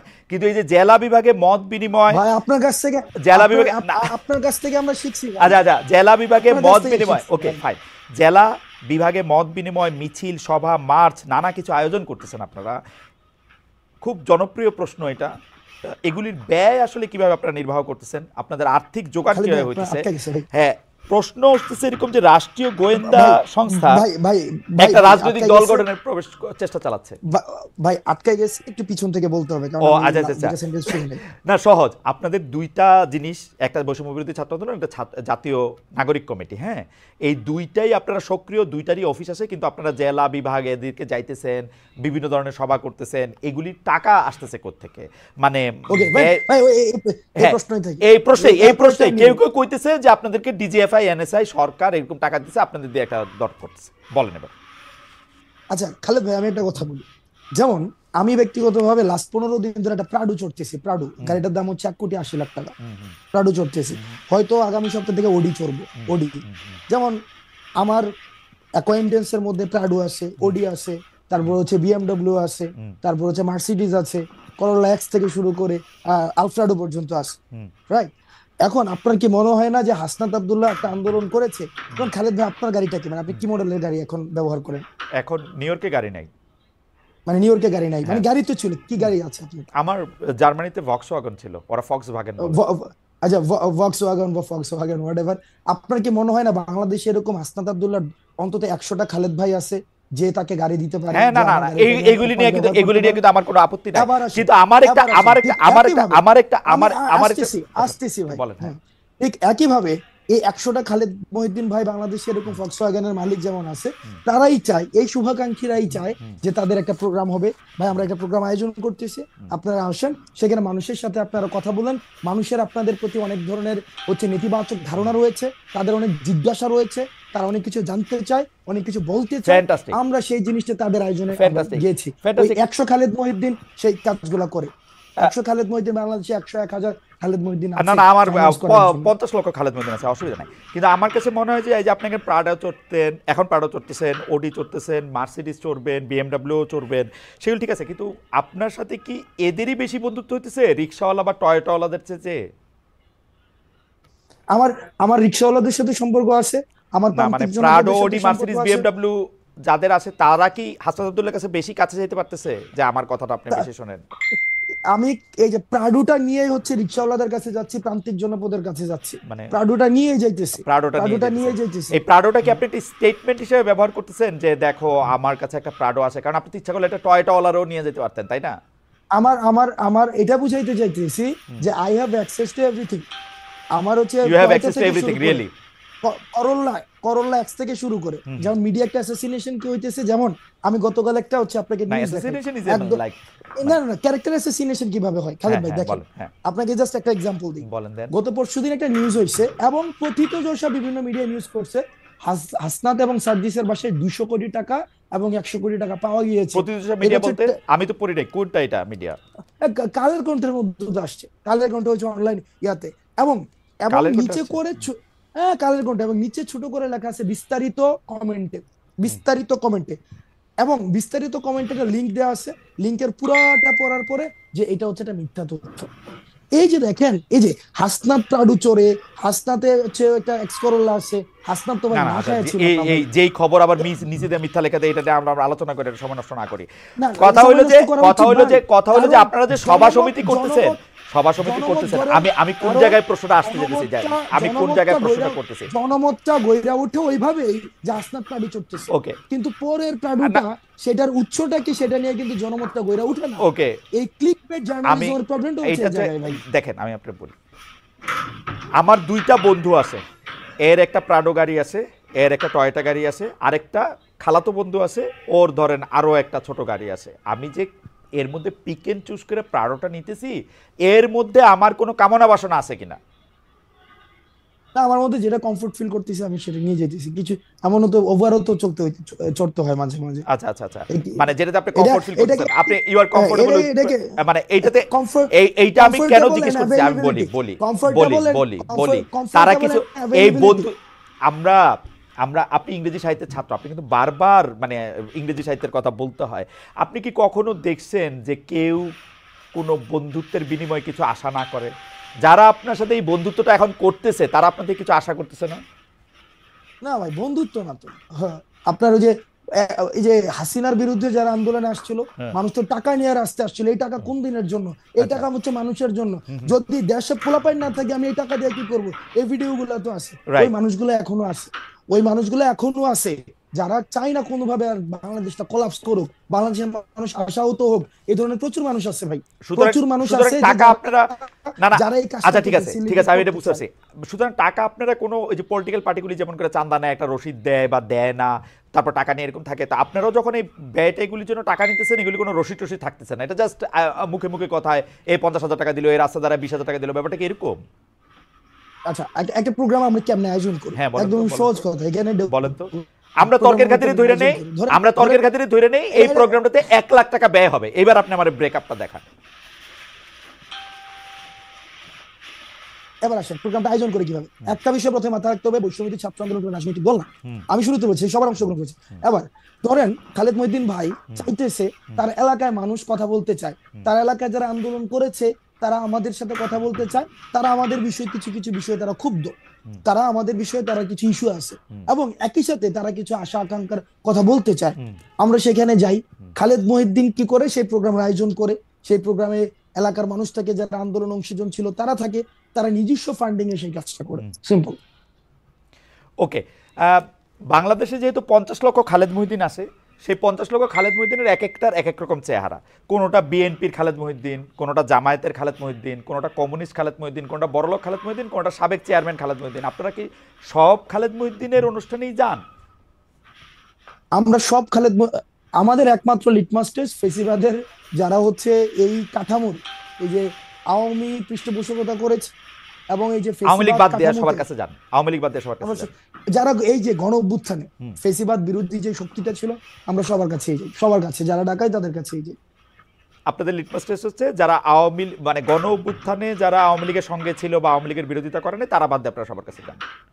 আপনারা কয়েকদিন আগে যে সিটি কর্পোরেশনের কাউন্সিলরদেরকে রিইনস্টেট করতে চাইলেন, এটাকে ওই প্রক্রিয়ার মানে লিটমাস টেস্টটা ওরা পার হয়েছিল?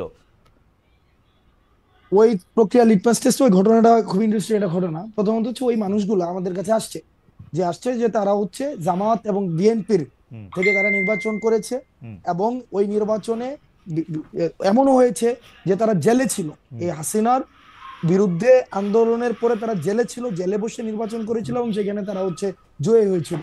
ওই জামাত এবং বিএনপির যেই অংশটা ছিল, ওই অংশটা আমাদেরকে ডেকেছে, আমরা নিয়েছি না, তাদেরকে আমরা ডেকেছে এবং সেখানে কিছু কিছু জায়গায়, হ্যাঁ এটা ঠিক যে মানে এই জায়গায় অস্বীকার করার কোনো উপায় নাই, সেখানে কিছু কিছু বক্তব্য ওভাবে আসা উচিত ছিল না যেভাবে আমরা আমাদের জায়গা থেকে এসেছে। আমরা আমাদের জায়গা থেকে তাদেরকে তো রিইনস্টেট করার কোনো ওকে। ধরনের আমাদের পাওয়ার নাই। আমরা আমাদের জায়গা থেকে বলেছি যদি কমিশন করে দিয়ে কারা কারা হচ্ছে, যদি মানুষের, আমরা দেখেছি ইতিমধ্যেই একটা অসন্তুষ্টি তৈরি হয়েছে স্থানীয় শাসনে, কারণ এই প্রশাসক দিয়ে হচ্ছে স্থানীয় যে সুবিধাগুলো রয়েছে, সুযোগ সুবিধাগুলো রয়েছে, সেগুলো প্রান্তিক জনপদ পর্যন্ত পৌঁছানো যায় না। তো সুতরাং ওকে। সেটাকে কিভাবে রিভিজিট করা যায়, রিভালুয়েট করা যায়, সেই প্রস্তাবনাটা আমাদের জায়গা থেকে আমরা দিতে চেষ্টা করেছি। আমি একটু দর্শকদের উদ্দেশ্যে একটু বলতে চাই যে আসলে আমাদের অনুষ্ঠানটা আমরা 1 ঘন্টা করি, কিন্তু জনাব হাসনাত আব্দুল্লাহকে যেহেতু অনেকগুলি বিষয়ে আমরা একটু জানতে চাইতেছি, and I am requesting the producers to extend the time for another 10 or 15 minutes. If Hasnat, আপনি যদি আমাদের সাথে থাকেন আর কি, আমরা একটু 10-15 মিনিট বাড়াতে চাই, কারণ অনেক দর্শক আমাদের সঙ্গে আছেন অনুষ্ঠানটায়। আমি প্রতিনিয়ত, আমি খুব কম মানুষের সাথে কথা বলতে হচ্ছে ভয় পাই, আর মধ্যে আপনি একজন এখনো পর্যন্ত হচ্ছে। না আমরা আর না, আপনি আপনি আপনি আপনি ভয় পান না, there are so many people like me. আমি আমি আমি আমি আমি আমি আমি শুধু কয়েকটা প্রশ্ন দিলে দ্রুত করি, যে সচিবালয়ে বেশ কিছু মন্ত্রণালয়ের দপ্তরে আমরা দেখছি যে অনেক কিছু পুড়ে গেছে, সেই পুড়ে যাওয়া কাজে সংশ্লিষ্ট মন্ত্রণালয়তে ব্যাঘাত ঘটেছে। অনেকে বলেছেন, আপনাদের মধ্যে অনেকে বলেছেন যে এই আগুনের পেছনে পলাতক আওয়ামী লীগ ও তাদের দোসররা জড়িত। এই আগুন থেকে আওয়ামী লীগ আসলে কিভাবে লাভবান হতে পারে? আর দুই হচ্ছে যে আওয়ামী লীগ তো আসলে দুর্নীতি করেছে শুধু 2-3টি মন্ত্রণালয়তে না, সবগুলি জায়গাতে। এখনো তো সেখানে নথি পুড়ে নাই, সেখান থেকে আমরা কি কি জিনিস তথ্য পাচ্ছি সেটা কবে দেখতে পাবো? নাকি সেই সব জায়গার নথিগুলিও পুড়ে যাবে? আজকে খুব সম্ভবত একটা, আমি আপনার টক শোতে আসার আগে আমি একটা নিউজ দেখেছি, জাস্ট হেডলাইন দেখেছি। এটা মনে হয় ইনভেস্টিগেশনের রিপোর্ট দিয়েছে, ইনভেস্টিগেশনের রিপোর্ট দিয়েছে। আর এই বিষয়ে আমাকে আরো জানতে হবে, না জেনে কোনো মন্তব্য করা সমীচীন হবে না। ঠিক আছে। ফেনীতে, কুমিল্লায় বন্যার সময় ত্রাণ বিতরণের উদ্যোগে হাজার হাজার মানুষ সামিল হয়েছিল। এই সময় আপনারা ত্রাণের টাকা নিয়ে অনেক কথা হচ্ছিল, এগুলির অনেক রকম জবাব দিয়েছেন, কিন্তু আমরা কিন্তু দেখেছি যে শীতের সময় কম্বল দিতে এই সরকারের একজন উপদেষ্টা হেলিকপ্টারে চড়েছেন, তাতে কত টাকা ব্যয় হয়েছে সেটি নিয়ে অনেক কথা হয়েছে। এই বিষয়গুলো আসলে আপনারা নিজেদের মধ্যে কি আলোচনা করেন, যে মানে এটি আসলে কিভাবে, কি ব্যাখ্যাটা কি আসলে, কেন হেলিকপ্টারে করে যাইতে হবে, মানে উনি গিয়া কম্বল দিলে কি হবে, না দিলে কি হবে, মানে বিষয়টা কি আসলে? আচ্ছা, দুইটা প্রসঙ্গ এসেছে। প্রথম প্রসঙ্গ হচ্ছে ত্রাণের বিষয়টা আমরা স্পষ্ট করেছি আমাদের জায়গা থেকে, এবং আপনি ত্রাণের যে রিপোর্টটা আপনার কাছে যদি না থাকে আমি সেটা পাঠিয়ে দেবো, যেটা অডিট ফার্ম থেকে সেটা ইয়া করা হয়েছে, অডিট ফার্ম দিয়ে সেটাকে কি বলে, সেটাকে ওই যে অডিট করানো হয়েছে। সেখানে কিন্তু প্রথম পেজে হচ্ছে আমাদের ভুলগুলো লেখা হয়েছে। সেখানে খুব সম্ভবত 12 লক্ষ বা 13 লক্ষ টাকার, আমি যদি ভুল না করে থাকি, বলা হয়েছে এটা রিসিপ্ট নাই, মানে এই টাকাটা যে খরচ হয়েছে এটা রিসিপ্ট পাওয়া যায়নি। আর বাকি যে পুরো টাকা ছিল সেটা প্রত্যেকটা খাতোয়ারি রিসিপ্টের সাথে খরচ হয়েছে, এবং বাকি যে টাকাটা ছিল, আমি মানে এক্সাক্ট আমার ফিগার গুলো মনে নেই, সেটা কিন্তু হচ্ছে আমরা হচ্ছে গভর্নমেন্ট তহবিলে হচ্ছে আমরা হস্তান্তর করেছি।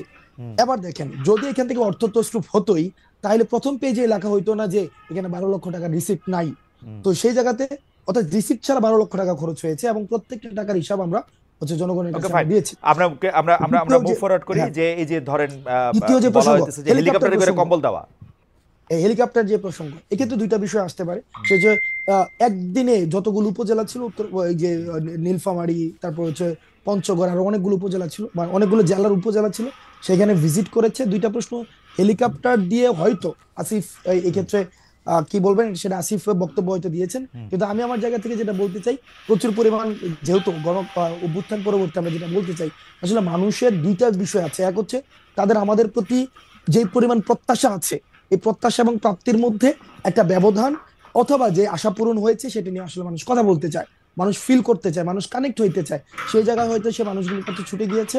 এবং আরেকটা বিষয়, যে শুধুমাত্র কম্বল দেওয়ার জন্য সে উত্তরবঙ্গে গিয়েছে, এই বিষয়টি সত্য নয়, এটি অসত্য।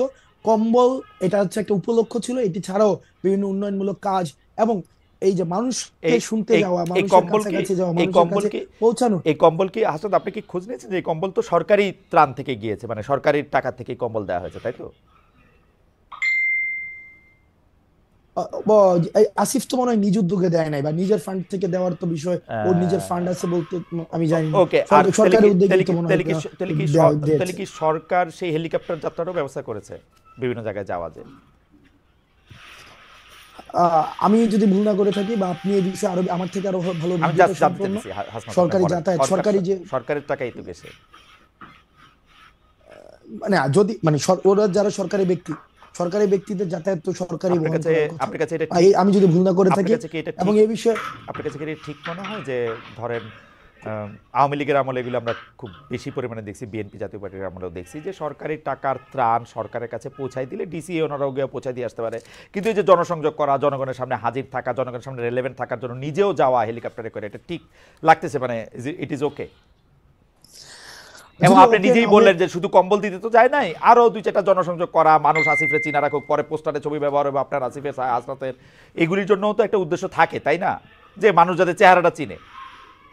মানুষকে ওখানে না গেলেও মানুষ চেহারা চিনে, ওই যে ওখানে গিয়া চেহারা পরিচিত করাইতে হইব, সেটা ওই না, খালেদ মহিউদ্দিনকে পঞ্চগড় পরিচিত করাইতে হইব, মনে কম্বল লাগবে বিতরণ মনে করে খালেদ মহিউদ্দিন না, খালেদ মহিউদ্দিন ওইটা না, খালেদ মহিউদ্দিন এমনি মানুষ চেনে, ওকে। আসিফের মানুষ অমনি হয়েছিল। তো দাঁড়াইলো যে আসলে জনসংযোগটা বা মানুষের কথা শোনার জন্য উনি গেছেন, কম্বল দেওয়াটা একমাত্র উদ্দেশ্য ছিল না, তাই তো? কম্বল দেওয়াটা একমাত্র অবশ্য উদ্দেশ্য ছিল না, সেখানে বেশ অনেকগুলো হচ্ছে আমি মানে ফ্যাক্ট বেস বা এভিডেন্স বেস কোয়ান্টিটেটিভ ইয়াটা বলতে পারছি না, কিন্তু অনেকগুলো উন্নয়নমূলক কাজের সেখানে উদ্বোধন করা হয়েছে, এবং এটা জনপ্রতিনিধি, তারা যেহেতু মানুষের প্রতিনিধিত্ব এখন করছে, তো সেই জায়গা থেকে মানুষ হচ্ছে মানুষের সাথে সংযোগ, এই মানে এই জিনিসটাকে মানে এটাকে ক্রিটিক্যালি, খরচের বিষয়টাকে ক্রিটিক্যালি নেওয়া যায়, যে এটাকে আরো কিভাবে সফিস্টিকেটেড করা যেত, কস্ট ওকে ফ্রেন্ডলি করা যেত, সেটা নিয়ে আলোচনা হইতে পারে, সেটা নিয়ে ওকে অবশ্যই আলোচনা হইতে পারে, সে আলোচনাকে বন্ধ করে দিতে হবে বিষয়টা এমন না, আচ্ছা, সেটা নিয়ে আলোচনা হইতে পারে। লাস্ট প্রশ্ন আপনার, মানে শেষ প্রশ্ন যেটা দিয়ে আপনি শুরু করতেছিলেন সেটা আমার একটু জানতে চাই যে সময় টেলিভিশনের কথা যদি আমরা বলি, যে সময় টেলিভিশনে জুলাইয়ের আগে সময় টেলিভিশনে একটা স্পষ্ট এবং প্রত্যক্ষ অবস্থান ছিল, এবং শেখ হাসিনার রেজিমে যেরকম হয়েছে যে মিডিয়াগুলি বেশিরভাগ সময় এমন কিছু রিপোর্ট করছে, সেটা কোনো কোনো সময় মিডিয়া দাবি করছে যে সেটা চাপে করছে, কোনো কোনো সময় মিডিয়া এটা একটা রেজিমরে সাহায্য করার জন্য নিজ উদ্যোগেও করছে, মানে শুধু চাপের জন্য কইরা নিজেরা এখন ভিকটিম প্লে করবে ব্যাপারটা নাও হইতে পারে, মানে নিজেও করছে। আমার অভিজ্ঞতা এরকম বলে যে নিজেরা থেকে তারা বেশি ভালো হইতে গেছে শেখ হাসিনার কাছে, এরকম আমি দেখছি, নিজেরাও করছে। এখন সময় টিভির ক্ষেত্রে এটা দুইটা অভিযোগই করা যেতে পারে, কিন্তু 5 আগস্টের পরে জিনিসটা যেটা হইলো, জনাব হাসনাত আবদুল্লার কাছে খবর আসলো বা জনাব হাসনাত আবদুল্লাহ ভিডিও এভিডেন্স দেখলেন এরকম, যে সময় টিভি এখনো এই জিনিসটা করে যেতেছে, ব্যাপারটা কি এরকম? আচ্ছা ভাই, আমি আমাকে প্র্যাকটিক্যাল অভিজ্ঞতা বলি হ্যাঁ আপনাকে। বলেন বলেন। আমাদেরকে যখন আইন শৃঙ্খলা রক্ষাকারী বাহিনী উঠাই নিয়ে গেল 17 জুলাইয়ের পরে, রাষ্ট্রীয় অতিথি ভবন পদ্মাতে নিয়ে গেল, তখন আমাদের সামনে আমাদের একটা আমরা বক্তব্য দিলাম যে শাটডাউন কর্মসূচি অব্যাহত থাকবে, এবং এই যে মানুষ রাস্তায় নেমে আসছে সেটা অব্যাহত থাকবে। কিন্তু আমি নিজে দাঁড়ায় আছি, এই যে ইনফরমেশনটা এমন, সেখানে সময় টেলিভিশন স্পেসিফিক্যালি এটাকে টুইস্ট করলো, জনাব আব্দুল্লাহ, আমাদের একদম সময় আপনি সময় টেলিভিশনে 5 আগস্টের কথা আর কইনি না, 5 আগস্টের কথা আর কইনি না, 5 আগস্টে একদম খারিজ করে দেন। আমি শেষ করি ভাই, হ্যাঁ বলেন। নিউজগুলো কেমনে হইতো, আমি তো ভিকটিম ভাই, সেটাই 5 আগস্টের কথা আর কইেন না, আমরা সবাই সাক্ষী দিতেছি আপনারা ভিকটিম সময় টেলিভিশন দিয়া। আমার কল লাগবে ভাই, আমার কল লাগবে, বলেন। কারণ আপনি দেখবেন যে যেখানে হইছে, তার মানে আপনি যদি বলেন যে কেউ চাপে বইরা করছে, না, আমি তো বললাম না, তো আমি তো বললাম সে ভালোবাসাও করছে, সে ভালো সাজার লেগেও করছে, ভালো সাজার লেগে করছে, এটা আমি কইছি, কিন্তু হয়তো আপনি শুনেন না, আমি কইছি কিন্তু এটা করছে। আর তাহলে প্রশ্নটা কোন জায়গায় ছিল? প্রশ্ন ছিল হচ্ছে 5 আগস্টের পরের ঘটনা নিয়ে, যখন হচ্ছে আমরা নতুন সরকার দেখলাম, তারপরে কি এমন ঘটনা নিয়ে, মানে হাসনাত আবদুল্লাহ তো আসলে যদি সময় টেলিভিশনে 5 আগস্টের আগে যাইয়া সময় টেলিভিশনে এগুলির দাবিটা জানায় আসতো, আমরা এইটাতে কোনো আলাদা আপত্তির কোনো কিছু দেখতাম না, কারণ এটার মধ্যে সরকার কাজ করতেছে না, সরকার হচ্ছে মিডিয়া প্রতিষ্ঠানগুলি ধ্বংস করে ফেলছে, তো এটার মধ্যে আর কাজ করবে কি? আমরা দেখছি কিন্তু বিটিভিতে আগুন দেওয়া হয়েছে, মানুষের রাগ ক্ষোভ সবকিছুর মধ্যে ছিল। বিটিভির আগুন দেওয়া নিয়েও আমি একটা প্রশ্ন করি নাই, একটা প্রশ্ন আমি করি না, আপনি দেখবেন বিটিভির আগুন দেওয়া নিয়ে, কিন্তু সময় টেলিভিশন আপনার যাওয়া নিয়েও আমি প্রশ্ন তুলতেছি, বিকজ এটা 5 আগস্টের পরে, ওই জায়গাটাতে আমি জানতে চাইছিলাম যে 5 আগস্টের পরে কি করলো।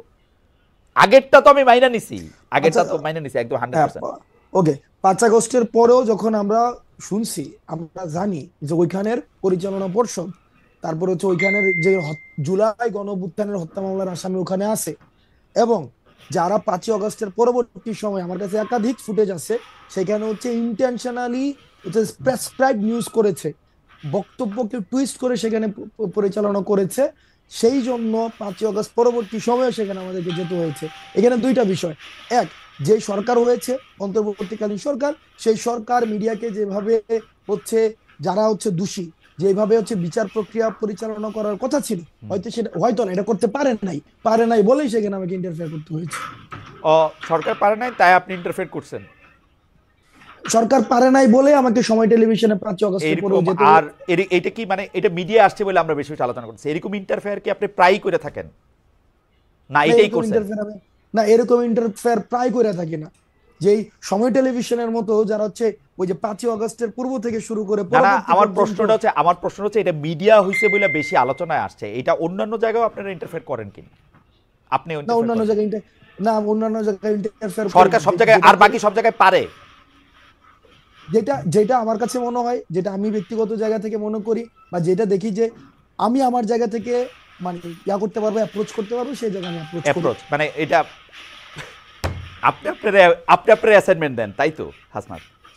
আমি আমাকে অ্যাসাইনমেন্ট দেই যেভাবে 5 আগস্টের আগে অ্যাসাইনমেন্ট দিয়েছেন, তো অ্যাসাইনমেন্ট দিয়েছি এইভাবে অ্যাসাইনমেন্ট দিয়েছি। তাহলে এইটা আপনি সময় টেলিভিশনেরটা হচ্ছে আপনার ওয়ান অফ ঘটনা, মানে এরকম আর যদি ভবিষ্যতে হয় ওয়ান অফ ঘটনা মিডিয়ার ক্ষেত্রে অন্যান্য জায়গায় আপনার যেটা মনে হয় যে আপনি যাবেন সেটার মধ্যে আপনি যান তাই তো?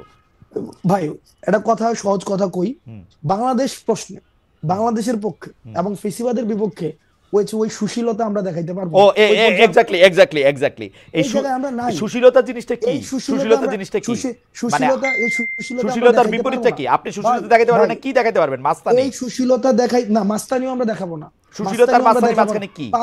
5 আগস্টের পূর্বে যেটা বাংলাদেশের প্রশ্নে যেটা হওয়া উচিত আমরা সেটাই আমরা দেখাবো। বাংলাদেশের প্রশ্নে যেটা হওয়া উচিত আমরা বলছি ফেসিবাদকে যারা এনাবেল করেছে, ফেসিবাদকে যারা হচ্ছে পুরো সময় ধরে ধরেন জনাব আব্দুল্লাহ, আপনি আমার অনেক প্রিয়, সবচেয়ে প্রিয়দের মধ্যেই একজন, কিন্তু ধরেন আপনার মনে হওয়া আর আমার মনে হওয়া আলাদা, তাহলে কোনটা স্ট্যান্ড করবে? বুঝি নাই ভাই। ধরেন আপনার মনে হওয়া আর আমার মনে হওয়া আলাদা, তাহলে কোনটা স্ট্যান্ড করবে? মনে হওয়া দিয়ে তো হবে না ভাই, ন্যায্যতা তো একটা বিষয় আছে। আচ্ছা মনে করেন ন্যায্যতার দিক দিয়ে কে এটার ন্যায্য ঘোষণা করবে? হাসান আব্দুল্লাহ নাকি ধরেন অন্য যে কেউ? আপনি তো এখন আমি কইলে এটা একটা কেন? ওকে তাই ওকে ভাই, তাহলে একটা ভোট হোক, তাহলে একটা ভোট এক্স্যাক্টলি, তাহলে এটা ভোট হইলে লোকজন কি বলে সেটা বোঝা ছিল কি ছিল না। হ্যাঁ জি ওকে হ্যাঁ ঠিক আছে, কি ভোট হবে? কি ভোট হবে যে সময় টেলিভিশনে আমার যাওয়াটা এটা কি ন্যায্য না অন্যায্য? না কিন্তু আপনি নিজেই তো বলছেন সময় টেলিভিশনে যাওয়া আপনার ঠিক হয় নাই, এখন আপনি ভোট চান আরেকটা। না সময় টেলিভিশনে আপনি যে পরবর্তীতে কিছু স্ট্যান্ডার্ড দাঁড় করাইছেন যে হচ্ছে ভাই সময় টেলিভিশনে যে আমার নামে এই 5 জনকে বাদ দিয়ে দিল, 10 জনের একটা লিস্ট ধরাই দিয়ে আসছি, তারপর হচ্ছে ওই 5 জন, এই পুরো প্রক্রিয়াটা আমার ভুল ছিল। আমি সময় টেলিভিশনে যাওয়াটা ভুল ছিল না,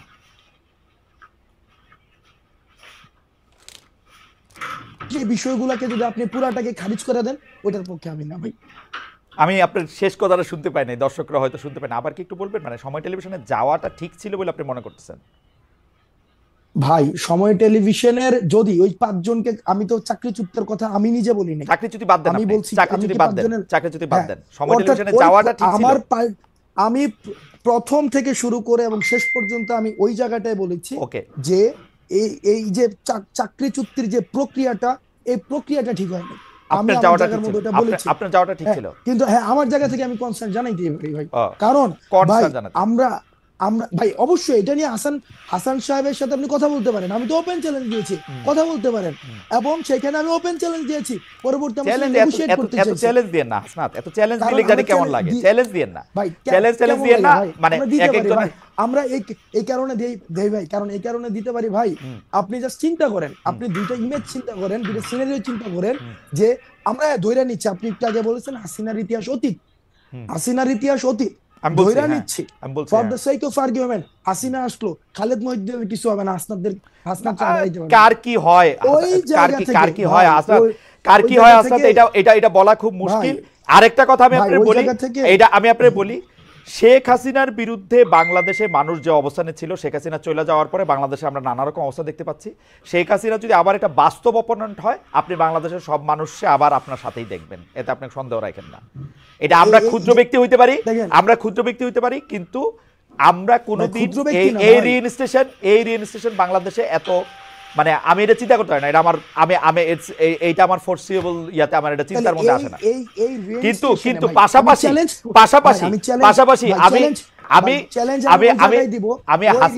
আমি হাসিনা চলে গেছে, যারা ফেসিলিটেট করতে চাইবে, ওই রিয়েন স্টেশনকে যারা ফেসিলিটেট করতে চাইবে বা ফেসিলিটেট করার কোন ধরনের প্রয়াস চালাবে, সেই জায়গায় আমরা চ্যালেঞ্জ জানাবো, এবং এটা স্পষ্ট। কিন্তু হাসনাত, আমি হাসিনার মতো এরকম কাউরে চাই না যে সে একই সাথে নেতা, কাজী, প্রধান, ডাক্তার, এরকম সব দায়িত্ব নিজেকে ওই অ্যাসাইনমেন্ট দিবে শেখ হাসিনার মতো করে। আমি দিয়েছি, আমি ওটা দিয়েছি, ওটা আমি করেছি কারণ আমি এটা ভালো মনে করেছি, এটা না হোক, এটাও চাইবো আর কি। হাসনাত, আমার কিছু বলার নাই, আপনার যদি কিছু বলার থাকে।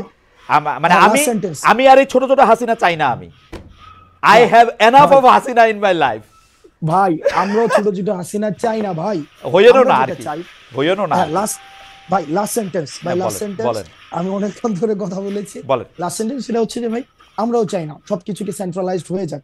আমরা চাই প্রতিষ্ঠানগুলো ফাংশন করুক, হাসনাতকে যেন আর সময় টেলিভিশনে না যাইতে হয়, আমরা ওইটা চাই।